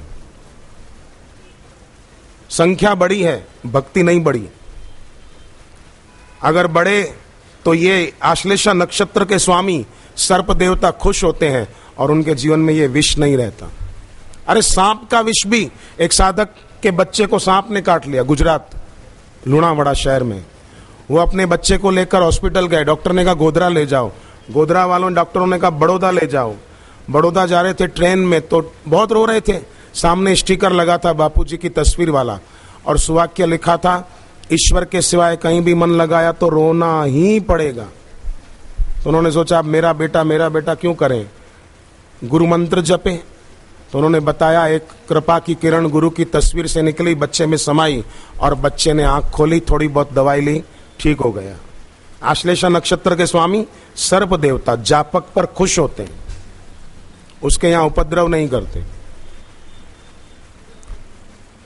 अहमदाबाद में जहां मैं रहता हूं, जहां मेरा कमरा है, वहां बड़ा सांप खिड़की के पास आकर ही बैठ गया था। एक बार, दूसरी बार भी आके बैठा था पर काटा नहीं। एक बार और भी कहीं आ गया था अंदर पर काटा नहीं। मुनिराजम आस्तिकम नमः, मैंने मंत्र बोला, चला गया वो। मेरे तरफ देखकर मानो हंस रहा था, ऐसा उसकी आंखों से लगा, चला गया। आश्लेषा नक्षत्र के स्वामी सर्प देवता जापक को इससे मुक्त करते हैं। 10वां मघा नक्षत्र, उसके स्वामी पितृ देवता, जप करने वाले पर पितृ खुश होते हैं और अच्छी संतान उनके घर में आती है। मीरा, शबरी, ध्रुव, प्रहलाद, विवेकानंद जैसी आत्माएं आती हैं। और जो जप नहीं करते, शराब कबाब करते हैं, उनके घर फिर दुर्योधन और शाकुनी की आत्माएं आ जाती है। चल, उपद्रवी होते हैं फिर खूब। और साधकों के बच्चे सत्संग सुन, छोटे छोटे बच्चे टीवी पर बापूजी का सत्संग आए तो खुश होते हैं। अब संस्कार आस्था चैनल पर सारा दिन तो सत्संग नहीं आएगा ना बापूजी का, और कोई आता तो बच्चे रोते, नहीं बापू का चलाओ, बापूजी का चलाओ, तो फिर घर के लोग सीडी चला देते हैं, तो बच्चे खुश हो जाते हैं। ऐसे भी कई बच्चे हैं। तो ये क्या है? मघा नक्षत्र के स्वामी पितृ देवता खुश हुए हैं और घर में अच्छी आत्मा आई, संपत्ति भी बढ़ती है। 11वां पूर्वा फाल्गुनी नक्षत्र, उसके स्वामी भग देवता, सूर्य नारायण का एक रूप, वो भी कुशलता बढ़ाते हैं कार्यों में। 12वां उत्तरा फाल्गुनी नक्षत्र, उसके स्वामी हैं अर्यमा देव, मन के विचार शुद्ध कर देते हैं। जैसे मन में बुरे विचार आते तो ओम अर्यमाय नमः, ओम अर्यमाय नमः, मेरे मन के बुरे विचार दूर हो, ओम अर्यमाय नमः। तो उत्तरा फाल्गुनी नक्षत्र के स्वामी अर्यमा देव हैं, मन के बुरे विचारों से छुड़ाते हैं, मन की पवित्रता बढ़ाते हैं जापक की। जबकि कितनी महिमा गाएं हम। 13वां है हस्त नक्षत्र, उसके स्वामी सूर्य भगवान, जापक को मेधावी बनाते हैं, तेजस्वी बनाते हैं, बुद्धि शक्ति बढ़ाते हैं। 14वां चित्रा नक्षत्र, उसके स्वामी त्वष्टा देव हैं। जिन इलाकों में बरसात नहीं होती हो, वे लोग अगर जप करें, बैठकर अनुष्ठान करें, संकल्प करें, कई साधक करते हैं, उनके इलाकों में बरसात नहीं होती तो 108 आशारामायण के पाठ करते हैं, गुरु मंत्र का जप करते हैं। तो हस्त नक्षत्र के, चित्रा नक्षत्र के स्वामी त्वष्टा खुश होते हैं। और ये त्वष्टा देव वर्षा बरसाने वाले देव है। वर्षा से संबंधित देवता कौन है? त्वष्टा। और उन इलाकों में अगर ओम त्वष्टाय नमः, ओम त्वष्टाय नमः, ओम त्वष्टाय नमः, तो भी लाभ होता है, सूखा नहीं रहता। फिर जप करे तो ना, सुबह उठकर चाय पिए, कॉफी पिए, नारेबाजी करें। मीडिया वाले बोले अकाल पड़ता है, अकाल पड़ता है, वहां पानी बिगाड़ रहे हैं। अकाल पड़ता है तो संतों के कारण नहीं, तुम्हारी आलोचनाओं के कारण अकाल पड़ रहा है। तुम जरा सुधरो तो कहीं अकाल भी नहीं पड़े। और गायों की हत्या बंद करो तो अकाल नहीं पड़ेगा। 180 टैंकर पानी ढोला जाए और गायों की हत्या हो तो अकाल नहीं पड़ेगा तो क्या होगा? गौ हत्या बंद करनी चाहिए। हमारे देश में जितने लोग कुत्ते पालते हैं, उतने लोग गाय पालने का शौक रखें तो हिंदुस्तान में से गायों के कत्ल खाने बंद हो सकते हैं। तो कुत्ते पालते हैं, फिर बोले अकाल पड़ रहा है और पानी बिगाड़े। पानी बिगाड़ नहीं रहे, पानी तो ये लोग बिगाड़ रहे हैं। पेप्सी, कोका कोला, इनमें पानी का बिगाड़ हो रहा है। शराब बनाने में और बियर बनाने में पानी का बिगाड़ हो रहा है। अरे गंगा यमुना जैसी देव नदियां बिगाड़ दी, ये कभी नहीं दिखा। कितना गटरों का पानी उसमें जाता है, वो नहीं दिखा। कहना पड़ेगा, गुजराती कहावत है, दुखे चे पेट कूटे चे माथू। दर्द पेट में हो रहा है, सिर कूट रहा है। बात कुछ और है, बोलता कुछ और है। सोचे बिना, सच को जाने बिना, कुछ भी बोले वो मूर्ख नहीं तो क्या।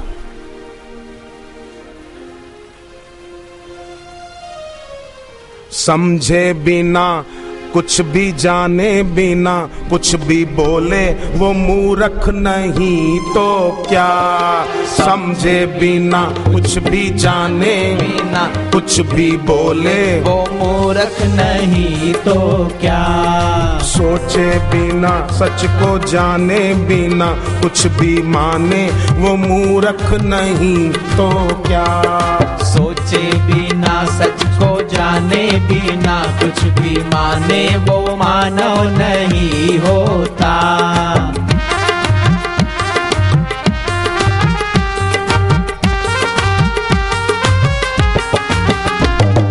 भीतर है जलता दिल बाहर बनावट, भीतर है जलता दिल बाहर बनावट। झूठी है बातों की सारी सजावट, झूठी है बातों की सारी सजावट।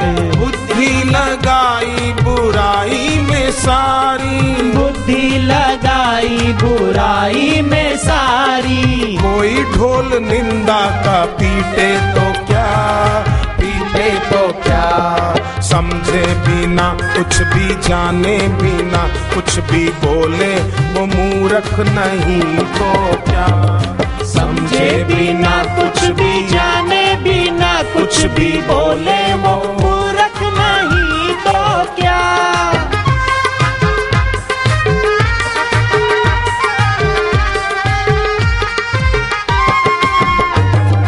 खुद में नहीं श्रद्धा औरों की तोड़े, खुद में नहीं श्रद्धा औरों की तोड़े।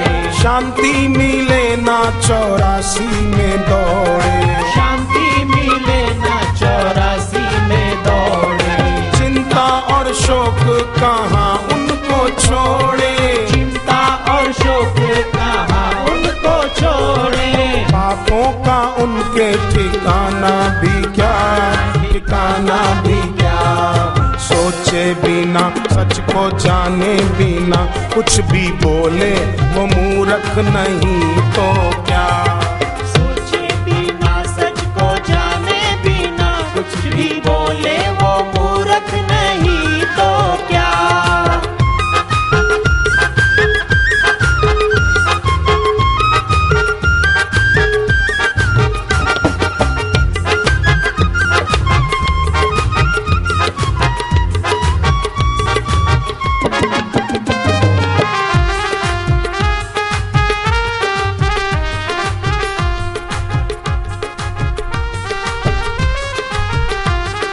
सुख अपना छोड़ के सबको जगाए, सुख अपना छोड़ के सबको जगाए। सबको मिले सुख वो ही बताए, सबको मिले सुख वो ही बताए। इंसाना जग में दयालु है कोई, इंसाना जग में दयालु है कोई। मंदमती नहीं जाने तो क्या, नहीं जाने तो क्या। सोचे बिना सच को जाने बिना कुछ भी बोले वो मूर्ख नहीं तो क्या। सोचे बिना सच को जाने बिना कुछ भी बोले वो मूर्ख नहीं तो क्या।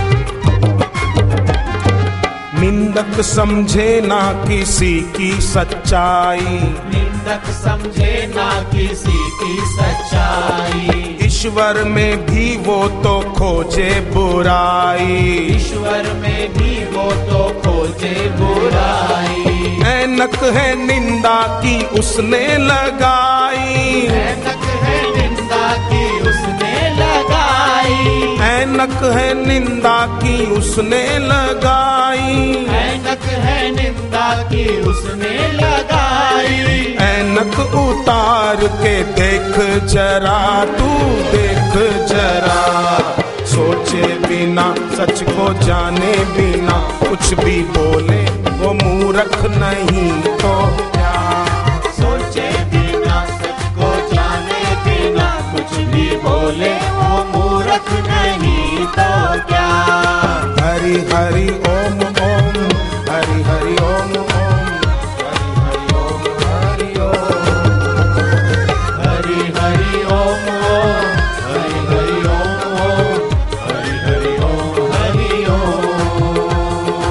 शिव शिव ओम ओम शिव शिव ओम ओम शिव शिव ओम शिव ओम शिव शिव ओम ओम शिव शिव ओम ओम शिव शिव ओम शिव ओम हरि हरि ओम हरि ओम हरि हरि ओम हरि ओम हरि हरि ओम हरि ओम हरि हरि ओम हरि ओम नया नहीं संत दरस नहीं देखा लोचन मोर पंख करी लेखा। इसने अपनी आंखों से ऐसे संत के दर्शन नहीं किए, उसकी आंखें मोर के पंख में लगी हुई छापे। यहां तो यूं कहो पत्थरीली आंखें, पत्थरीली आंखें, दिखाई नहीं देता। पत्थर की आंखों से क्या दिखाई देगा।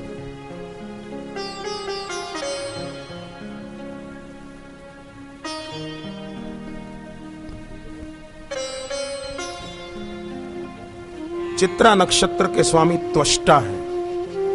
कई साधकों ने बताया उनके इलाकों में बारिश नहीं होती थी, जप किया, प्रार्थना की, पाठ किया, अच्छी बरसात हो गई कई इलाकों में। फिर 15वां है स्वाति नक्षत्र, इसके हैं वायु देवता स्वामी। असंगता दिलाते हैं, जप करने वाले की अनासक्ति बढ़ाते हैं, आसक्ति छुड़ा देते हैं और बल प्रदान करते हैं, उसको बलवान बनाते हैं। शरीर बलिष्ठ होता जाए समझो जब ठीक से करता है। भले किसी का शरीर दुबला हो पर मनोबल मजबूत हो। श्रीमद राजचंद्र स्वामी का शरीर दुबला था, मनोबल मजबूत था। गांधी जी उनको गुरु मानते हैं। अब बाहर से मोटा तो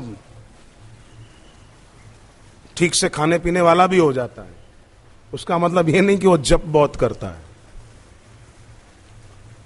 वो एक गुरु शिष्य की बात आती है ना कि गुरु चेला जा रहे थे, एक नगर के बाहर पहुंचकर गुरु ने कहा तू कुछ खाना लेके आ, मैं बैठता हूं इधर आराम करता हूं। तो गया, कुछ पैसे थे उसके पास। एक दुकान पर पूछा भाई जलेबी क्या भाव है और ये पूरी सब्जी क्या भाव है। उसने बताया यहां हर चीज का एक ही भाव है। इस नगरी का नाम क्या? अंधेर नगरी। यहां के राजा कौन? चौपट राजा। अंधेर नगरी, चौपट राजा, टके शेर भाजी टके शेर खा जाओ। वो तो खूब माल लेकर आया। गुरुजी अब तो यहीं रहेंगे अपन, खूब सस्ता मिलता है माल, कहीं नहीं जाना। गुरुजी ने कहा मैं तो अभी जा रहा हूं, तेरे को चलना है? बोले नहीं। खाने के लिए गुरुजी को छोड़ दिया। कैसा आदमी।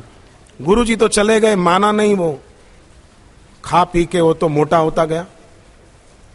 मेरे जैसे 4 समा जाए उसमें, 4-5, इतना मोटा। एक दिन क्या हुआ, उस नगर में रहने वाले एक आदमी के घर की दीवार गिर गई और एक बकरी दब के मर गई। तो बकरी का मालिक गया राजा के पास कि मुझे न्याय दिलाओ, बकरी मरी है मेरी, तो जिसके कारण बकरी मरी उसको भी फांसी दो। राजा ने कहा बिल्कुल ठीक फरमाया, लाओ उस मकान मालिक को फांसी पे चढ़ा दो।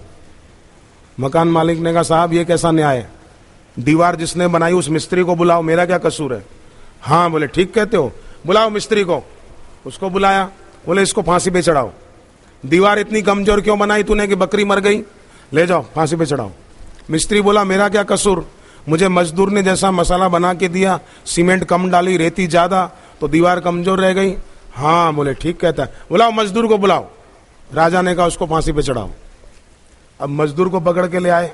वो बोला साहब मैं गरीब आदमी हूँ, माई बाप, मेरे बच्चे हैं, मैं मजदूरी करता हूँ, बच्चों को पालता हूँ, साहब मुझे क्यों ऐसा करते हो। बोले तूने मसाला ऐसा क्यों बनाया सीमेंट का, फांसी पे चढ़ाओ इसको।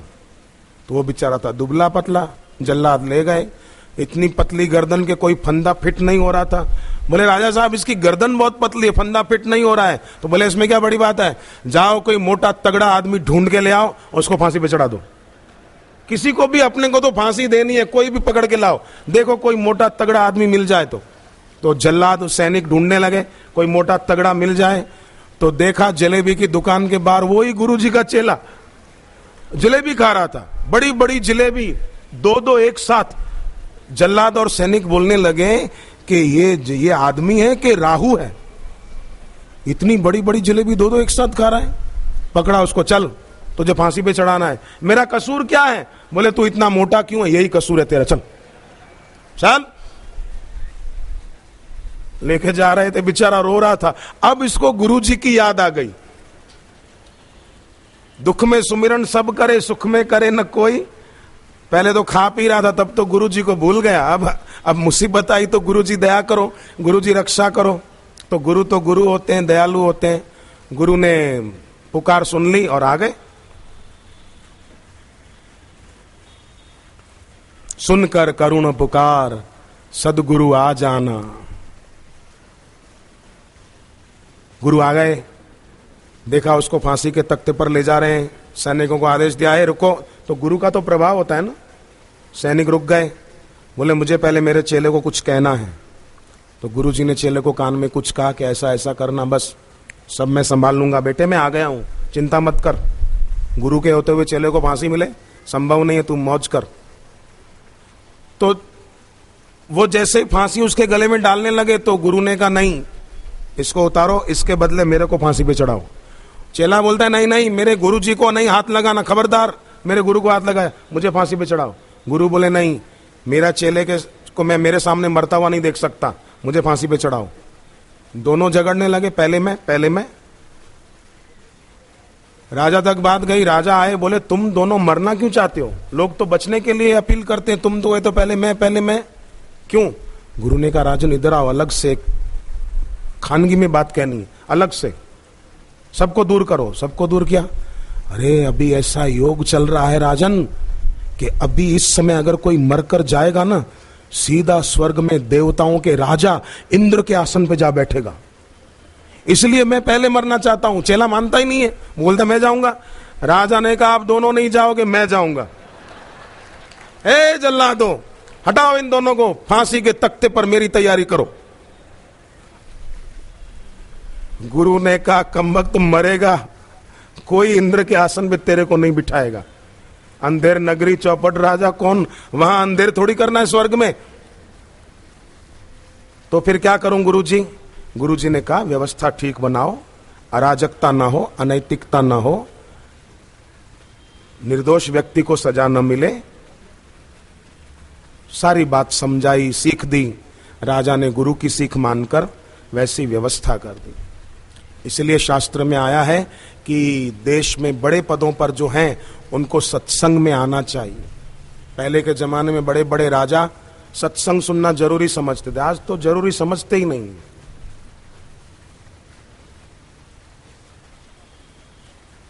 इसीलिए अराजकता, अनैतिकता हमारे देश में बढ़ती है और प्रजा बिचारी पीड़ित होती है। और फिर ऊपर से ये आलोचना करने वाले लोगों को गुमराह कर देते हैं। पर मैं तो आप सबको प्रणाम करता हूं कि आप लोग ऐसों की बातों में गुमराह नहीं होते हैं, अपितु अपनी भक्ति और बढ़ाते जाते हैं। आप जैसे पुण्यात्मा लोगों के कारण समाज में अच्छाई और बढ़ती जाएगी, सुख शांति और बढ़ती जाएगी। आप जैसे इतनी संख्या में भाई बहनें लोग इस धरती पर हैं और जहां भी सत्संग होता है गुरुदेव का ऐसी ही भीड़ उमड़ती है।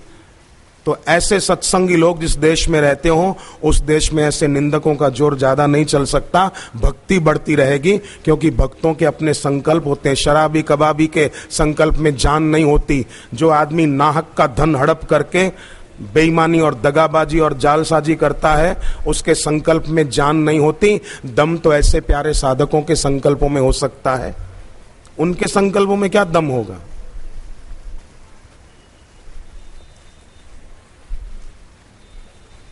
इसलिए साधकों को, भक्तों को जीवन में निराश होने की जरूरत ही नहीं है। तो स्वाति नक्षत्र के वायु 16वां विशाखा नक्षत्र है, उसके स्वामी इंद्राग्नि शत्रुओं पर विजय दिलाते हैं। जप करने वाले पर, वो नहीं, सहारनपुर में एक मुसलमान ने दीक्षा ली और उसी दिन वो कोर्ट में गया दीक्षा के बाद। 12 साल से बेचारे पर केस झूठा लगा हुआ था, विजेता हो गया। सहारनपुर के एक और साधक, उसको एक तांत्रिक परेशान करता था, धमकी देता था मैं ये कर दूंगा वो कर दूंगा। तांत्रिक ही मर गया और वो साधक अभी भी जिंदा है, धमकी देने वाला चला गया। तो ये प्रमाण है। विशाखा नक्षत्र के स्वामी इंद्राग्नि शत्रुओं पर विजय दिलाते हैं, इसलिए जप खूब करो।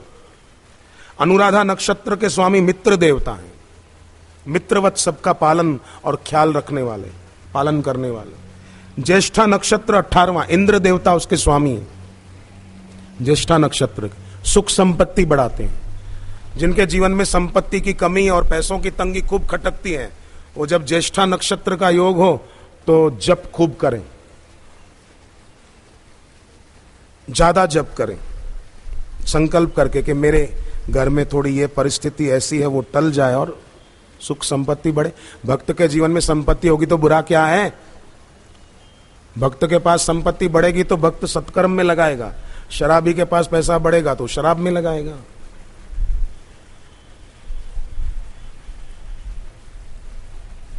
विशाखा, ज्येष्ठा, फिर मूल नक्षत्र 19वां। मूल नक्षत्र के स्वामी कौन है? राक्षस।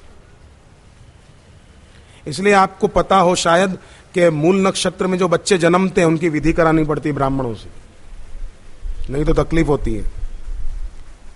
पर गुरु में भक्ति और जप करते हैं तो तुलसीदास जी मूल नक्षत्र में जन्मे थे, जिसके स्वामी राक्षस हैं, पर तुलसीदास जी कितने बड़े संत हो गए। महाराष्ट्र के संत एकनाथ मूल नक्षत्र में जन्मे थे, पर गुरु जनार्दन स्वामी में भक्ति खूब थी, तो एकनाथ जी महाराज को पूरा महाराष्ट्र भगवत तुल्य पूजता है, और हुए भी ऐसे महान संत।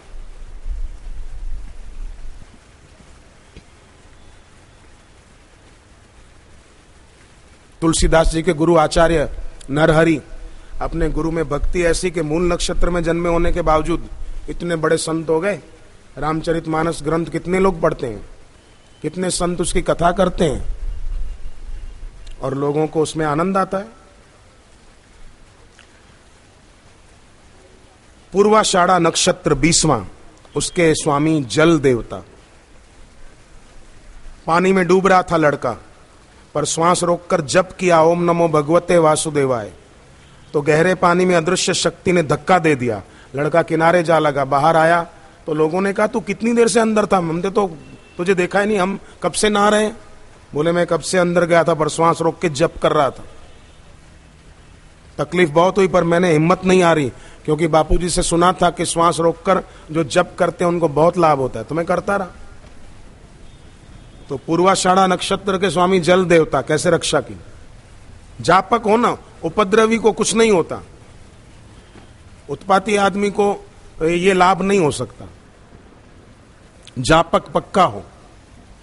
मुंबई में एक लड़का तैरना सीखने जाता था, पर एक दिन गहरे पानी में चला गया। उसको लगा कि मैं तो तैरना जानता हूं, पर डूबने लगा। पर गले में माँ ने बापूजी की तस्वीर वाला लॉकेट पहनाया था, वो बापूजी के चित्र वाला लॉकेट पकड़ के मन में बापू बापू, अब पानी में बोल तो नहीं सकता ना आदमी, तो मन से पुकारा, दिल से पुकारा, तो अदृश्य शक्ति ने पानी में उसका हाथ खींचा और बाहर कर दिया। घर आया, मां को सारी बात बता दी,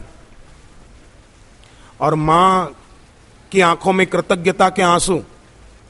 मां बेटे को लेकर जन्माष्टमी के पर्व पर सूरत के आश्रम में कार्यक्रम था, वहां आई, तो वहां आश्रम में ऐसी व्यवस्था होती है कि लाइन लगती है दर्शन करने वालों की। थोड़ा दूरी से बापूजी बैठे होते हैं, लोग दर्शन करते हुए जाते हैं प्रसाद लेकर। तो वो लड़का भाइयों की तरफ से लाइन में लगा। उस लड़के ने मुझे बताया, मैं उस दिन पहली बार आश्रम में गया था, और मैं जब प्रसाद लेकर जाने लगा तो इतनी भीड़ में बापूजी ने मुझे बुलाया, इधर आ। वो गहरे पानी में बापू बापू करके पुकार रहा था, वो तू ही था ना। वो लड़का इतना भाव विभोर होकर मुझे बता रहा था, बोले मैं पहली बार गया था और मेरी माँ तो बहुत पीछे थी लाइन में, उसने बताया नहीं था, और मैं पहली बार आया आश्रम में, और गुरुदेव ने पुकारा मुझे कि इधर आ। वो गहरे पानी में पुकार रहा था, बापू बापू तू ही था ना। अब यहां आपको एक शंका हो सकती है कि पूर्वाषाढ़ा नक्षत्र के स्वामी जल देवता हैं, और इधर बापूजी ने उस लड़के को बुलाकर कहा कि गहरे पानी में तुम बापू बापू करके पुकारा था, तू ही था ना। तो क्या बापूजी ने उसको बचाया कि पूर्वाषाढ़ा नक्षत्र के स्वामी जल देवता ने उसको बचाया?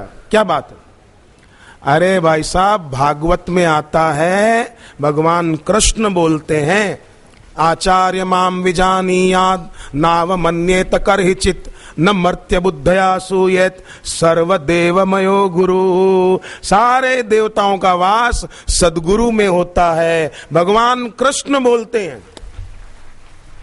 श्री कृष्ण की बात सच्ची कि निंदा करने वाले, बकवास करने वाले इन लोगों की बात सच्ची? आप सोचिए।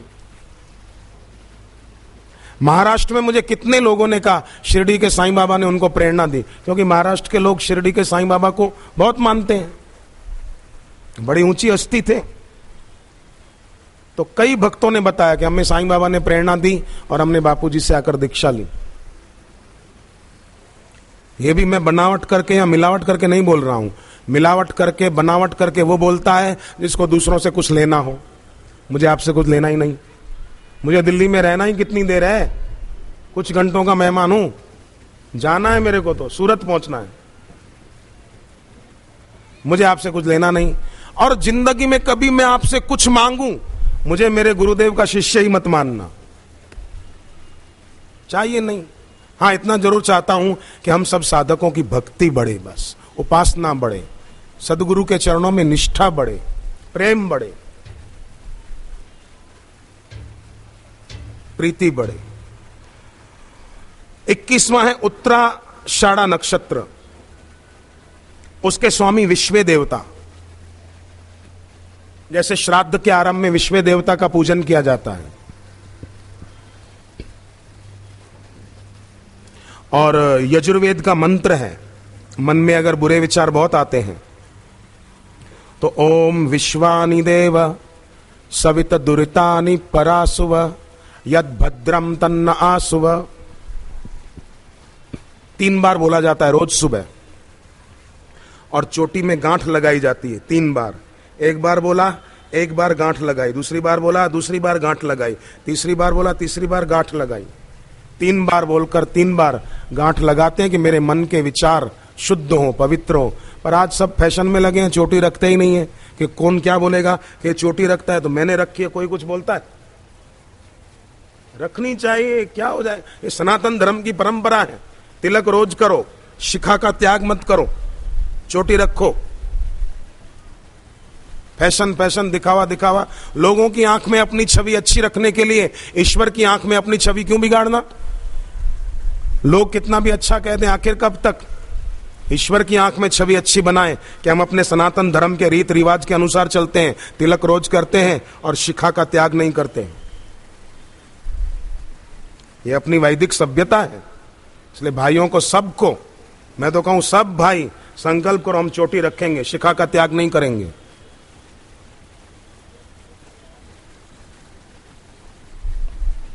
और तिलक रोज करेंगे पूर्व दिशा की ओर मुंह करके कि मेरे नाथ की याद का तिलक मैं करूंगा, मेरे मालिक का आशीर्वाद मेरे साथ है, मेरे गुरुदेव का आशीर्वाद मेरे साथ है, मैं अकेला नहीं हूं। बहनें रोज उत्तर दिशा की ओर मुंह करके तिलक करें, भाग्य चमकेगा। और वो ग्रहण का जो मैंने जप बताया वो शास्त्रीय है, वो करें। करोलबाग में आश्रम है, रजोकरी में आश्रम है। रविवार, गुरुवार, पूर्णिमा, पर्व का दिन आश्रम की पवित्र धरती पर जाकर बैठे, परिक्रमा की, जप किया, प्रार्थना की, इससे मनोरथ पूरे होते हैं। श्रवण नक्षत्र के स्वामी विष्णु भगवान स्वयं। मंगलम भगवान विष्णु, मंगलम गरुड़ ध्वज, मंगल करने वाले, सदा अमंगल से बचाने वाले विष्णु भगवान। फिर धनिष्ठा नक्षत्र के स्वामी वसुदेव, अग्नि का ही एक दूसरा रूप वसु, तेजस्वी बनाते हैं जापक को। यही कारण है कई विद्यार्थी सारस्वती मंत्र का जप करके विद्यावान हो जाते हैं। पढ़ाई में पहले सफलता नहीं मिलती थी, मिलती है। 24वां शततार का नक्षत्र या शतभिषका नक्षत्र, इसके स्वामी वरुण देवता है। जैसे सिंध में यवन लोग आतंक मचा रहे थे, सबको धर्म परिवर्तन करा रहे थे, सब सागर किनारे जाकर बैठ गए, वरुण देवता को प्रकट हो गए और भगवान का झूलेलाल अवतार सिंधी भाई लोग मनाते हैं। चेटीचंड पर्व अहमदाबाद आश्रम में जो प्रतिवर्ष शिविर का आयोजन होता है, इस वर्ष भी होगा उस पर्व पर। तो जापक पर ये भी प्रसन्न होते हैं। जैसे राम जी बैठे थे समुद्र किनारे, 3 दिन तक प्रार्थना करते राम जी, तो सागर के देवता वरुण प्रकट हो गए और बताया कि पुल कैसे बनेगा, सेतु का निर्माण कैसे होगा। 25वां पूर्वा भाद्रपद नक्षत्र, इसके स्वामी है अजपाद, यज्ञ संबंधी देव है ये। हमारा जीवन यज्ञ में हो जाए अगर हम जप करें तो, मतलब पृथ्वी यज्ञ कर रही है हम सबको धारण किए हुए, आकाश यज्ञ कर रहे हैं, हमको अवकाश मिलता है, रह पाते हैं। जल के द्वारा यज्ञ, और हम पानी पीते हैं, शीतलता का एहसास होता है, पानी बिना हम जी सकते हैं। वायु के द्वारा यज्ञ हो रहा है, हवाएं चलती है, हमको ऑक्सीजन मिलती है, तो इनके द्वारा यज्ञ हो रहा है, तो हम भी क्यों ना जीवन यज्ञ में मनाएं। समिति के सज्जनों ने यह आयोजन किया, क्यों किया? यह उनका यज्ञ है, तन मन धन से सेवा करके ये व्यवस्थाएं की, क्यों की? ये यज्ञ है कि सबका भला हो।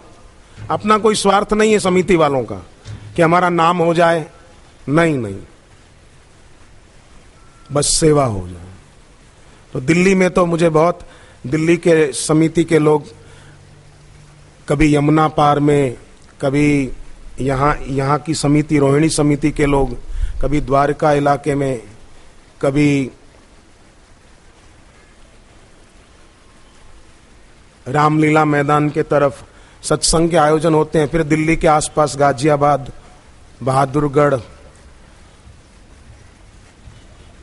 नजफगढ़, ऐसे कई समितियां हैं पास पास में, गुड़गांव, वे लोग भी अपने अपने इलाकों में ऐसे आयोजन अवसर मिलते ही कर लेते हैं। बहनें मिलकर समिति, महिला मंडल बनाकर हर गुरुवार को श्री आशारामायण के पाठ का आयोजन करें। हर गुरुवार को न कर पाए तो हर एकादशी को करें। बहनें बहनें मिलकर करो और बहनों को मार्गदर्शन करो। और हमारे देश में स्कूल कॉलेज में पढ़ने वाली कन्याओं का जीवन पवित्र हो, उनको कोई गुमराह न करे, हमारी बेटियों को। ऐसा कुछ बहनें मिलकर अपने अपने इलाके में महिला समिति बनाकर ये सेवाएं बहनें कर सकती हैं और करनी चाहिए बहनों को। अरे ओमान, बहरीन, ये मुस्लिम देश कहे जाते हैं, वहां बहनें बाल संस्कार केंद्र चलाती है। मैंने देखे हैं वो बाल संस्कार केंद्र। दुबई में एक बहन बाल संस्कार चलाती है, बहरीन में एक बहन बाल संस्कार चलाती है। तो यहां भारत में रहने वाली देवियां क्यों नहीं कर सकती? 26वां उत्तरा भाद्रपद नक्षत्र, इसके स्वामी अहिर्बुधन्य, शिव जी का एक रूप है, कल्याण करता है। फिर रेवती नक्षत्र, इसके स्वामी पूषा देव है, पोषण करते हैं जापक का, पुष्ट करते हैं उसको आध्यात्मिकता से और लौकिक संपदा से भी। तो ये 27 नक्षत्रों के स्वामी की बात सुनी, 27 नक्षत्रों के नाम सुने। 108 दाने की माला लेकर जो जप करते हैं उन पर ये सभी प्रसन्न होते हैं। इसलिए मैं गाता रहता हूं, मंगल फैलाए तेरा नाम हरि, तेरे नाम में आनंद आ जाए, दुख चिंता सब मिट जाए, तेरे नाम में मन जो लग जाए। खूब जप किया करो, पर्व के दिनों में खास जप किया करो। मेरा मन लगे सोचो ही मत, मन को लगना तो लग, नहीं लगना तो नहीं लग। मंगल फैलाए तेरा नाम हरि, तेरे नाम में आनंद आ जाए। मंगल फैलाए तेरा नाम हरि, तेरे नाम में आनंद आ जाए। दुख चिंता सब मिट जाए, तेरे नाम में मन जो लग जाए। दुख चिंता सब मिट जाए, तेरे नाम में मन जो लग जाए।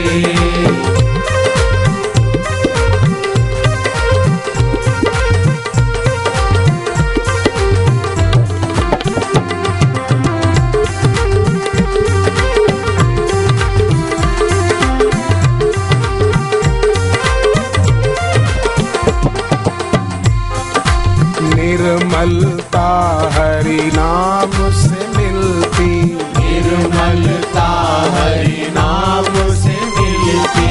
जप से भाग्य की रेखा बदलती, जप से भाग्य की रेखा बदलती। उसका जीवन धन्य है होता, उसका जीवन धन्य है होता। गुरु दीक्षा जिसे मिल जाए, हरि नाम में आनंद आ जाए, हरि नाम में आनंद आ जाए। मंगल करे हरि नाम सभी का, मंगल करे हरि नाम, मंगल करे हरि नाम सभी का, मंगल करे हरि नाम।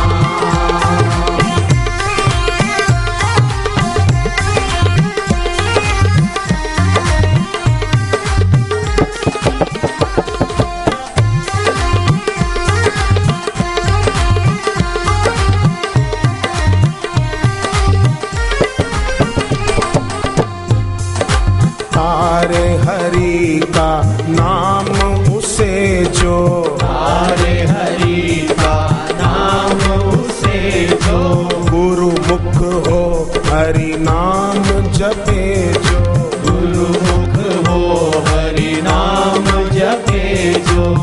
हरि हरि प्रेम से जपता जाए, हरि हरि प्रेम से जपता जाए। उद्धार है उसका हो जाए, हरि नाम में आनंद आ जाए, हरि नाम में आनंद आ जाए।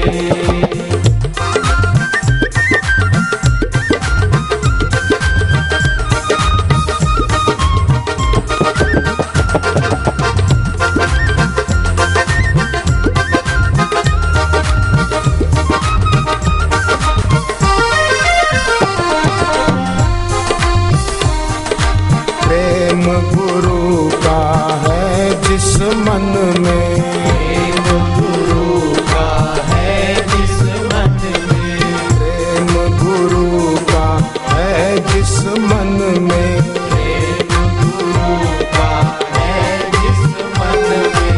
वो ही सफल है इस जीवन में, वो ही सफल है इस जीवन में।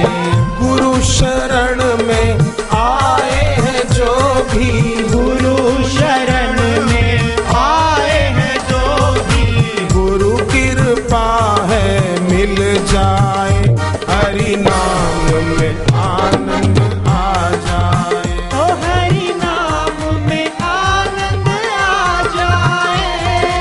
मंगल करे हरि नाम सभी का, मंगल करे हरि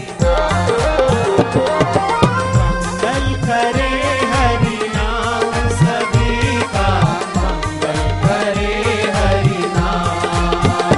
जय जय राम कृष्ण हरि, जय जय राम कृष्ण हरि, जय राम कृष्ण हरि, जय जय राम कृष्ण हरि, जय जय राम कृष्ण हरि, जय जय राम कृष्ण हरि, जय जय राम कृष्ण हरि, जय जय राम कृष्ण हरि।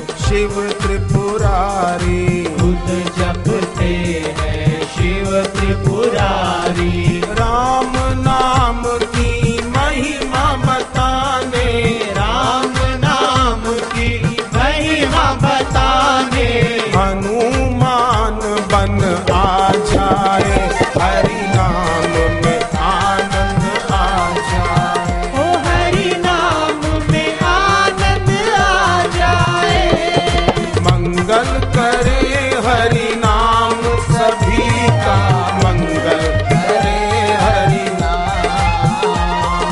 मंगल करे हरि नाम, सभी का मंगल करे हरि नाम।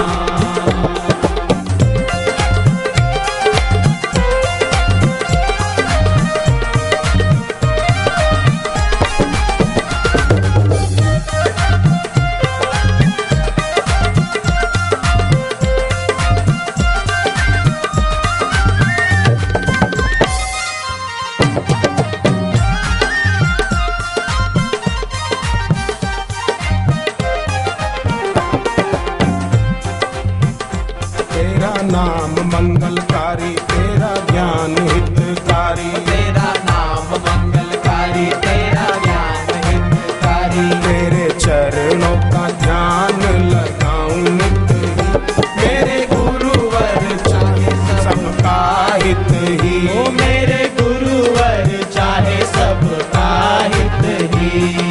गुरु के वचन महाभयहारी, गुरु के वचन महाभयहारी।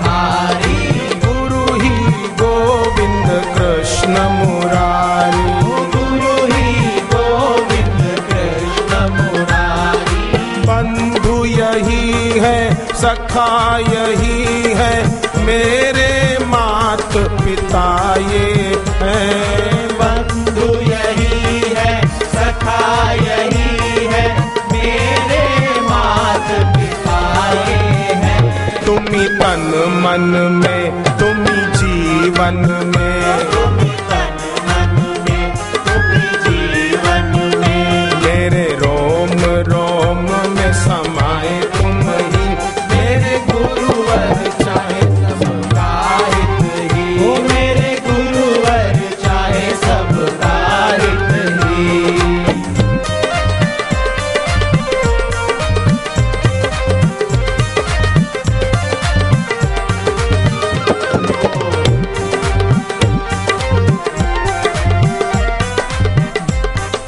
बड़ भागी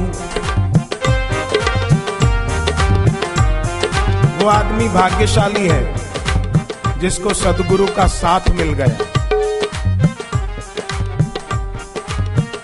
भगवान राम उसको बड़भागी कहते हैं, औरों की तो बात छोड़ो।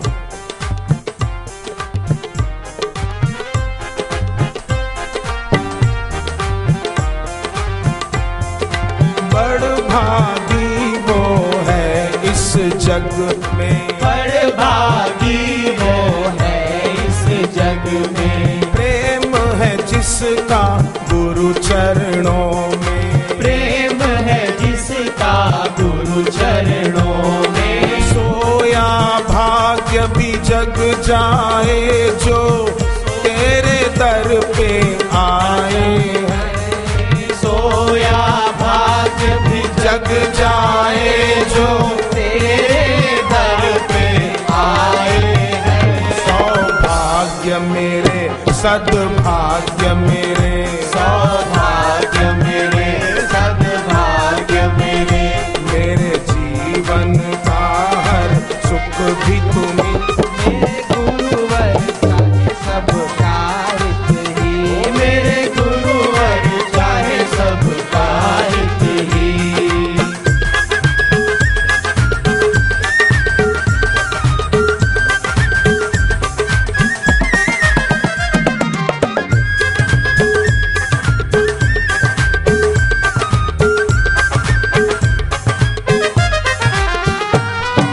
सद्गुरु सारे भेद मिटाते, सतगुरु सारे भेद मिटाते।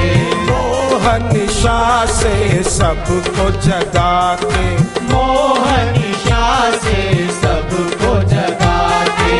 सब पाशों से, सब क्लेशों से गुरुवर ही तो छुड़ाते हैं। सब पाशों से, सब क्लेशों से गुरुवर ही तो छुड़ाते हैं। सबसे हित कर, सबसे सुख कर, सबसे हित कर, सबसे सुख कर। गुरु मैं बढ़ाऊं नित ही, मेरे गुरुवर चाहे सबका हित ही। ओ मेरे गुरुवर चाहे सबका हित ही।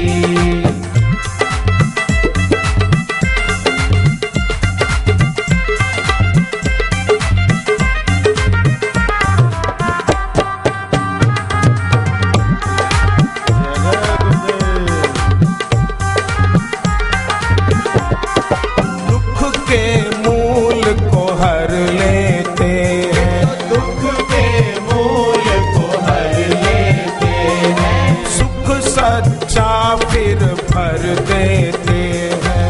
सुख सच्चा फिर भर देते हैं। परम दयालु परम कृपालु, बिन कारण करुणा करते। परम दयालु परम कृपालु, बिन कारण करुणा करते। सबके सुख की सोचे है यही, सबके सुख की सोचे है यही। सारी उम्र करूं मैं सेवा इनकी, मेरे गुरुवर चाहे सबका हित ही। ओ मेरे गुरुवर चाहे सबका हित ही।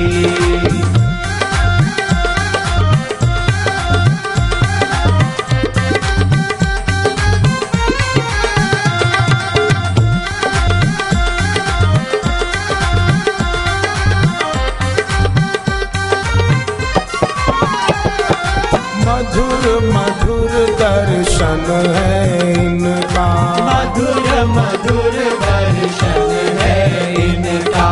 पावन पावन सुमिरन इनका। पावन पावन सुमिरन इनका। ध्यान धरे जो कर जाए वो, महिमा अपरंपार है। ध्यान धरे जो कर जाए वो, महिमा अपरंपार है। कोई पार नहीं पाए इनका, कोई पार नहीं पाए इनका। ये तो प्रेम के है खुद सागर ही, मेरे गुरुवर चाहे सबका हित ही। मेरे गुरुवर चाहे सबका हित ही।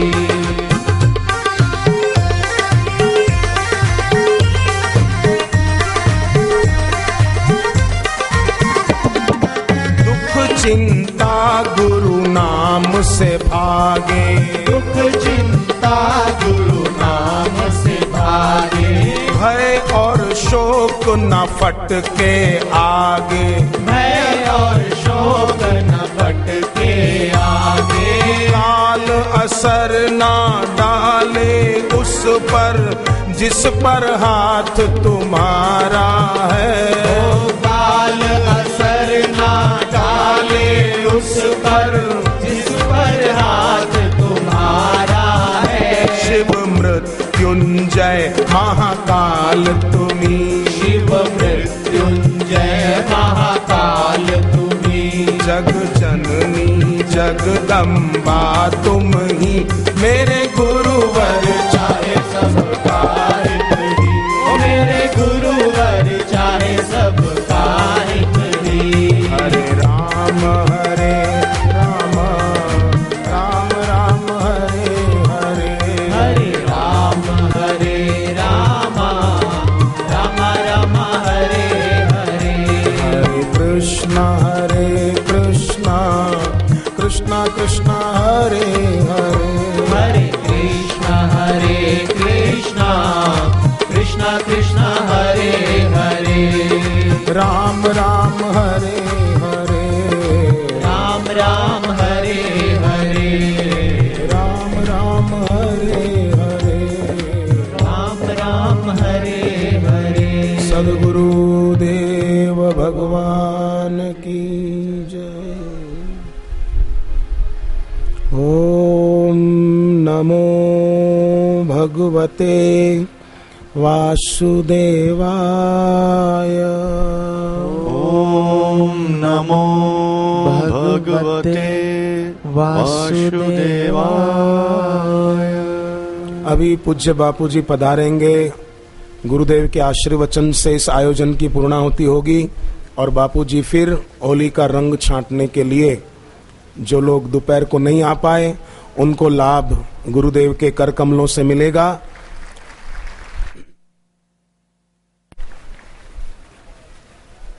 माला में क्यों आते हैं?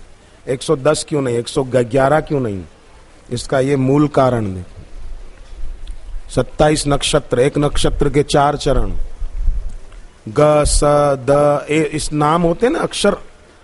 दुनिया में सबके नाम इन 108 अक्षरों के अंदर ही आ गए। 108 मोती की माला लेकर जप करें। 27 नक्षत्रों के स्वामी भी राजी।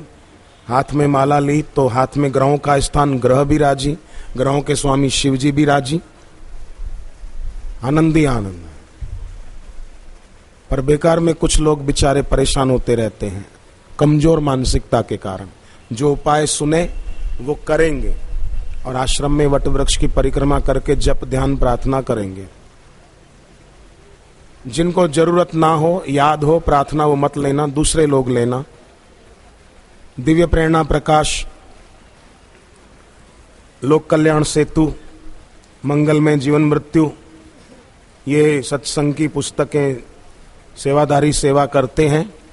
जिनको लेनी होती है वो बैठे बैठे ही ले लेते हैं और उन पुस्तकों के साथ हरड़ रसायन 20 गोली का पैकेट निःशुल्क मिलता है, जिससे पेट की खराबियां दूर होती हैं। शाम को 5-6 बजे 2 गोलियां चूसे और पानी पिए तो पेट की खराबियां दूर हो, आंतें साफ रहें, बीमारियां जल्दी हावी न हो।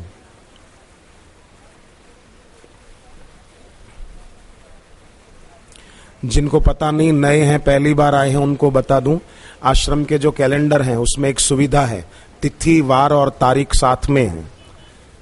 तो जिस दिन मंगलवार हो और साथ में चतुर्थी तिथि पड़ती हो, उस दिन कोई नमक मिर्च न खाए और जप तप करे तो उसके सिर पर से कर्जा जल्दी उतरता है।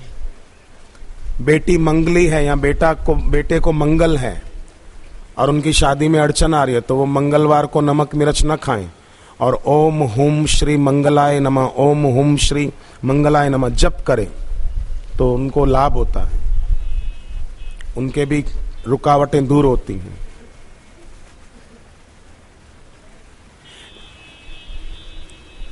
हे प्रभु आनंददाता की पत्रिका, जो दूर दूर तक बैठे हैं, इस स्कंद पुराण में ऐसा लिखा हुआ है।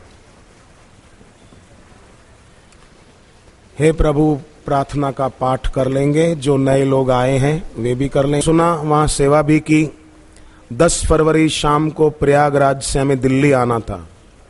शाम का सत्संग सुनने के बाद 8 बजे हम इलाहाबाद जंक्शन पर पहुंचे। वहां इतनी भीड़ थी कि प्लेटफॉर्म पर जाना भी मुश्किल था, कहीं से भी निकलने का रास्ता नहीं था। कुंभ की भीड़ कितनी थी प्रयागराज में। 9:30 बजे की हमारी ट्रेन थी। हम धीरे धीरे रेलवे स्टेशन के ओवर ब्रिज पर पहुंचे और भीड़ इतनी ज्यादा थी कि निकला ही नहीं जा रहा था। हमने 6 नंबर प्लेटफॉर्म के जीने से निकलने की कोशिश की और वहां से निकलने लगे और यात्री भी वहां से निकल रहे थे। जैसे ही हम 7-8 पौड़ी नीचे उतरे तो अचानक भगदड़ मच गई और यात्री जीने पर गिरते चले गए और वहीं पर दबते चले गए। हम भी वहीं पर भीड़ की धक्का मुक्की से गिर गए और दब गए। दम घुटने लगा, ऐसा लग रहा था कि कुछ ही क्षण में प्राण निकल जाएंगे, ऐसी हालत हो गई थी। इतने में बापू जी की आवाज हमें हृदयाकाश में सुनाई दी कि बेटा घबराना नहीं, भगवान का गीता का वचन याद रख कि मेरे भक्त का किसी भी काल में विनाश नहीं होता। गुरु मंत्र का जप कर बेटे, घबराना नहीं, मैं तेरे साथ हूँ। बार बार यही आवाज सुनाई दे रही थी। फिर मैंने अपनी पत्नी को आवाज लगाई, वो भी साथ थी। गुरु मंत्र का जाप हम तेज बोलकर करने लगे।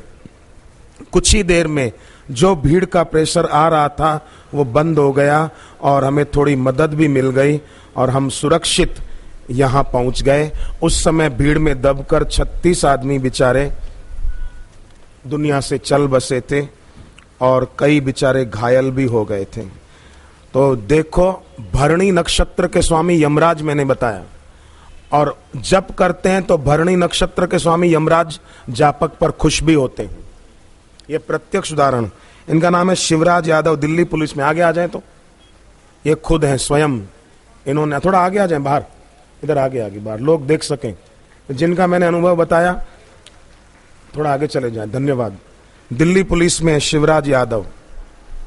10 फरवरी जो घटना आपने सुनी पड़ी होगी अखबारों में, उसमें ये वहीं थे, पत्नी के साथ दब गए थे। इनकी पत्नी, आपकी श्रीमती भी यहां है सत्संग है, क्या नाम है? मुनेश।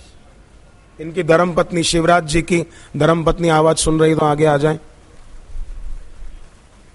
होगी, यो भी वहीं सेवा में हो। ये प्रत्यक्ष है ना, कहाँ है? ये खुद है साक्षात। आ जाए आगे, ये खुद है, इनकी धर्मपत्नी, ये भी वहां थी। और भीड़ कितनी प्रयागराज के कुंभ की, वो घटना सबने सुनी। और दोनों पति पत्नी भयंकर दब गए थे।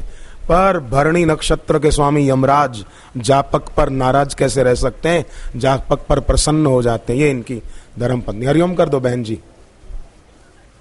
हाँ,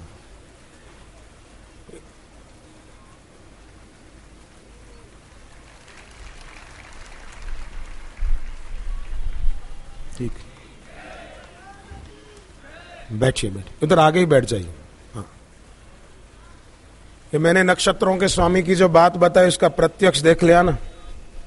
जापक पक्का होना चाहिए। तुलसीदास जी ने जापक के लिए नाम लिया है प्रहलाद जी का। जापक जन प्रहलाद जिमी पाल ही दली सुरसार।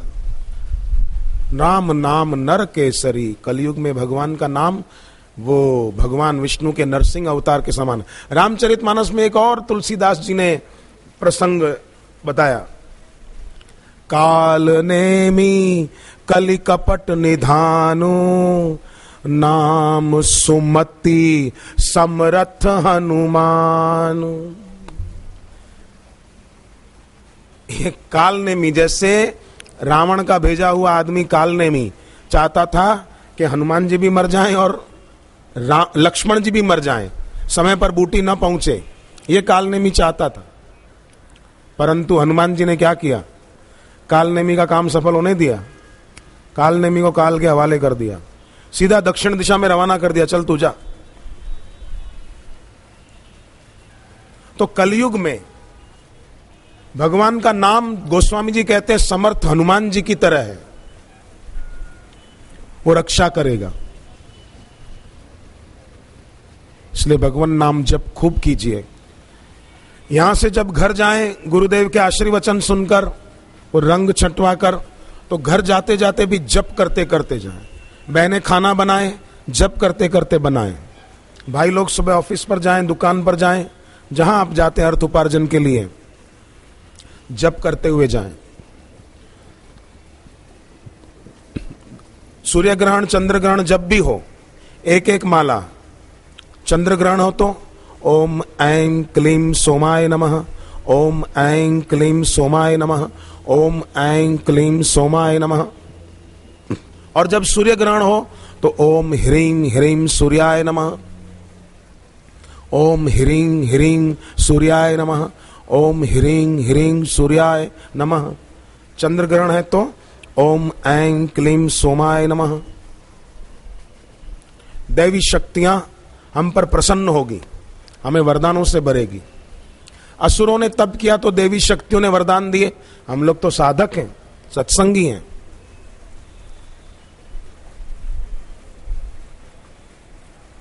अब ओमकार का गुंजन करें, साथ में बापूजी पधारने वाले हैं। ये साइड की जो ये हरे रंग की एक कनाते लगी है ना, इसको खोलकर वहीं या दूसरी कुछ बिछाने की व्यवस्था कर दो तो भाई लोग और बैठ सकेंगे आराम से। हरि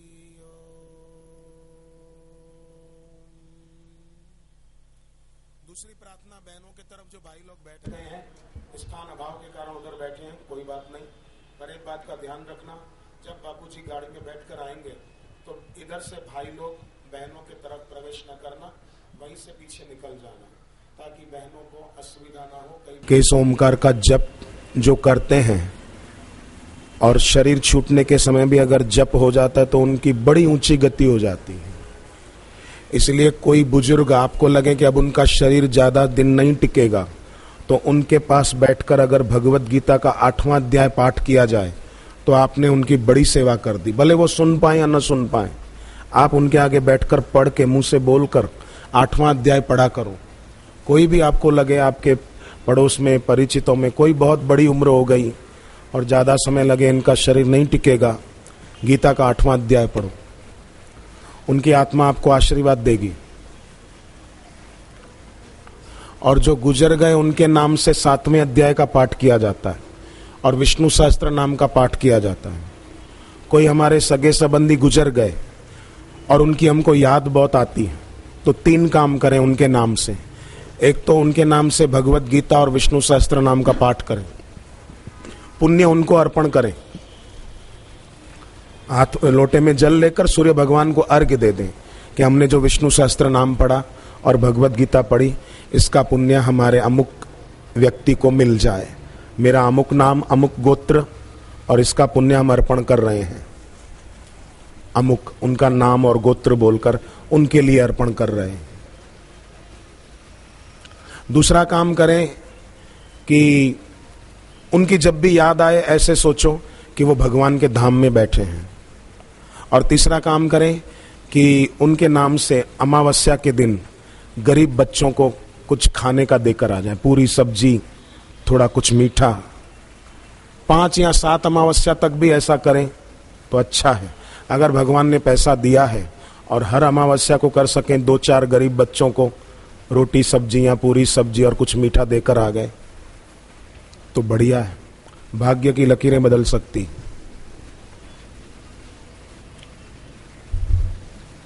सरल सरल पुण्य कर्म है। और जो जुवान भाई बहने बैठे हैं उनके लिए सरल पुण्य कर्म है अपने घर के बड़ों की सेवा, घर के बड़ों की इज्जत, घर के बड़ों का सम्मान, उसका ख्याल रखना। ये युवान भाई बहनों के लिए सेवा है।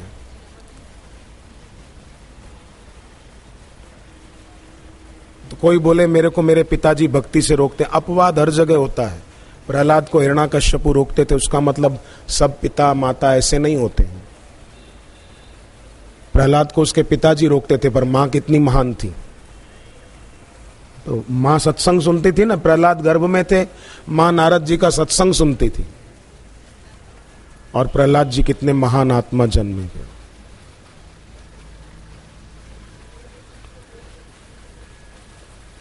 इसलिए बाल संस्कार पुस्तक बच्चों तक पहुंचाई नहीं चाहिए, ताकि बच्चे बड़े होकर माँ बाप का नाम रोशन करने वाले हों, हमारे देश का भविष्य भी उज्जवल हो और हमारे देश के युवाओं का भी भविष्य उज्जवल हो।